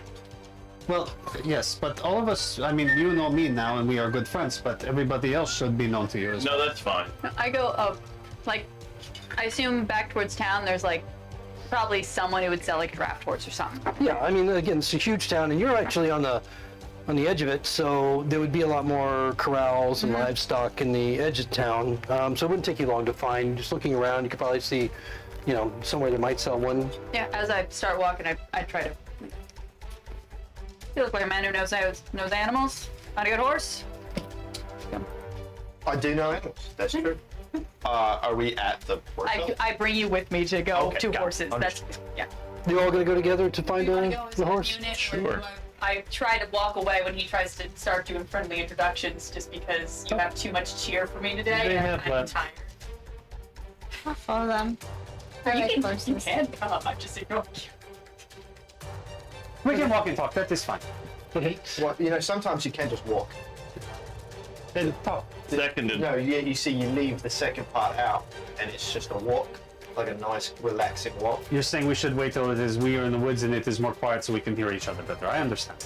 We will do introductions then. We'll No, address you don't. that when it comes up, but sure, if that gets it a silent walk now, then we'll go with that. Wait, I know some monk stuff, like walking meditation, where you walk quiet and contemplate stuff.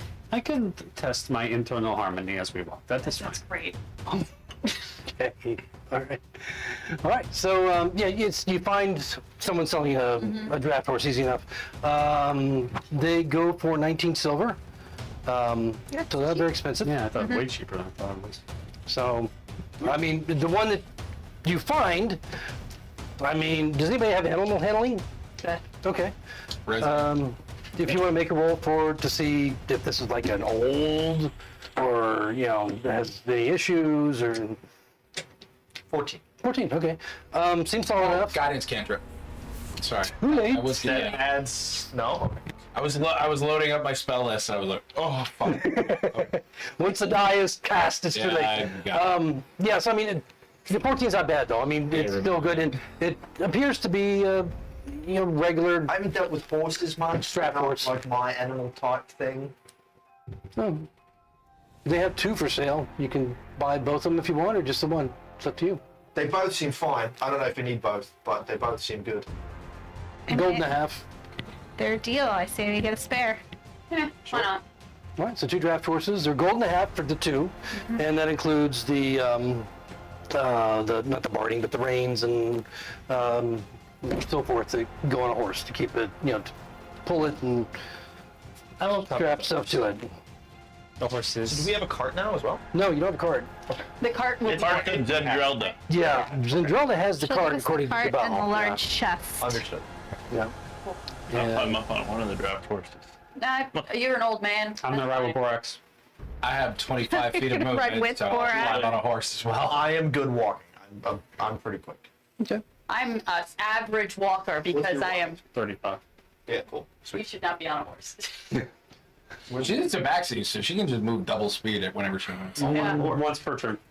Yeah. And then she has to skip a Yeah, turn. every 6 seconds. Correct, and then I have she to just stand needs to catch her still. breath And for then I have to Just- stand still. So, She has to catch her breath for a second. So she can sprint and stand. She moves twice as far as us. By the time we all catch up, she's done resting and moving again. That's what I'm saying, it's the same. Yeah. It is, yes. Well, it's a little bit faster. It's pretty much like having those springs that you know, bang. Do you have your horses? Yep. Do you Yeah. want to stay the night in the city again, or go have to hit the Alright, road. let's go camping. Alright. We already wasted a day. Yeah. So at this point, it's just maybe breaking noon. It's about noon.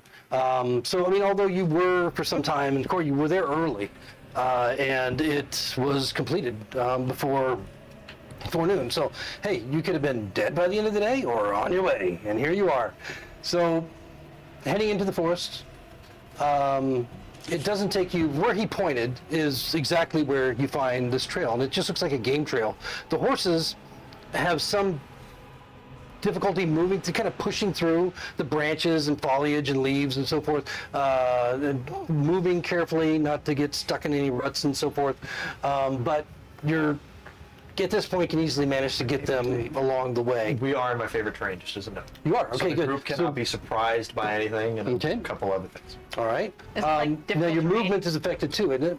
So, as my favorite terrain, my proficiency bonus is doubled for proficient skills when doing it in the terrain. Difficult terrain does not slow our travel. We cannot become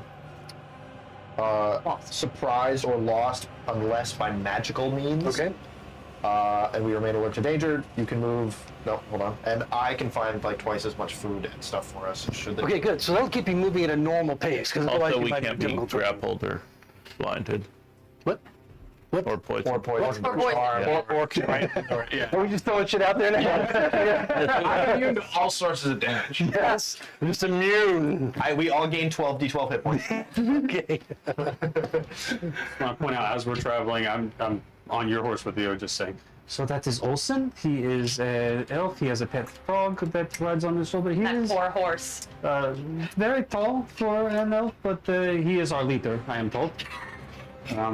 Figaro is very good with cards and with the speaking, and a very charming individual. Twig's my personal favorite. If you notice, she has very fluffy ears. She has not let me touch them yet, but I'm working on it. Oh no. Oh no. Fetish. I love how coming out of his character, that's such an innocent thing. It really is. And it is. And Philadelphus, he worships a god. He thinks my god is, how do you say, trash? And yeah, and I am yours. Is your gun trash? No, Jean is very kind to me. I was blessed at birth. You see, my mother gave birth to me without noticing it. And Oh, you don't know what you've started. Yeah, here we go. This time you're the yapper. I'm sorry. And this goes on for hours and forth as you move into the gnarly forest. Anybody from the area that I'm look at your backstory to see if there's anybody? Coastal merchant town, man. This is weird. What's the forest that's next to the net? I'm pirate town. No, that's way up to Celadon. That's way on the end. Yeah, it's a long way away. So Greyhawk proper. all right, so you guys are not real familiar with this area. It's a dark, tangled forest. With your benefit, you move through it quite fluidly, which is nice. And as you do so, the horses as well are not packed with anything, I guess, unless at this point, because you guys are just carrying what you had before. Plus, who was riding? We had I'm on one. Philadelphus is on one. Is anybody riding the other one? Borax was on. Borax and Okay, but Borax and Eurus are on one. okay, and then That Philadelphus is poor on the other. horse. it's a draft horse. I know. I can handle very 4 of light. us. I'm like 75% air. Yeah, and I'm 80% water. That just... So yeah, you're moving fluidly through the Water's forest, man. Yeah. and as you do so, you're hearing strange sounds in the distance. Seeing it in the evening as it gets dark, odd lights, through the trees here and there. Not quite sure what to make of it as you are moving deeper and deeper, knowing that you probably have about a 3-day trek to get to Zendralda's tower. And you're told just to stay along this path. Don't deviate off any of the other paths leading away. And to carefully watch the path, as sometimes it may become less than obvious where the path leads. Jabal's words of wisdom. And he also mentioned, if you choose to heed it or not to light campfires at night. Or making this. Or make a lot of noise, yes. So those are some of the things that he cautioned you on traveling through the knowledge forest. He didn't discuss what dangers you might find. You didn't ask. But you can probably infer that there must be some dangers in a forest like this. Yeah. So as you start moving forward, the night growing darker and ever darker as you have survived a day. Stop when we see a little bit of a clearing or some space in the path, or should we try riding through the dark with Ravik as our DM? Yeah, let's. We should stop. We'll set a clear, set up a clearing once it starts getting dark. Okay. It's too dark to really see with us not night vision. So whoever wants to can roll a survival. I think that Olsen should. Guidance on Olsen. What is that at? A number or D4. points? D4? And don't you like get expertise? That is a 21. Well, good. Yeah, so as it gets dark, just before there's very little light, and it may actually be a lot earlier in the day than what it seems in this dark forest, you do find an area that is probably about 30 feet by 30 feet, roughly, where it's got some softer grass, some moss, in which the draft horses can graze, and you guys can lie comfortably. Anybody have like tents or? Tent. Okay, so we got. Are there any trees? There are trees all around, and there's a few stumps, here and there, of rotten, trees that have, gone over the passage of time. I would like to climb a tree and have Climb a that tree. for my sleeping. Okay, easy enough. Can my sleeping bag be a hammock? It could hang be from the if you want to create one.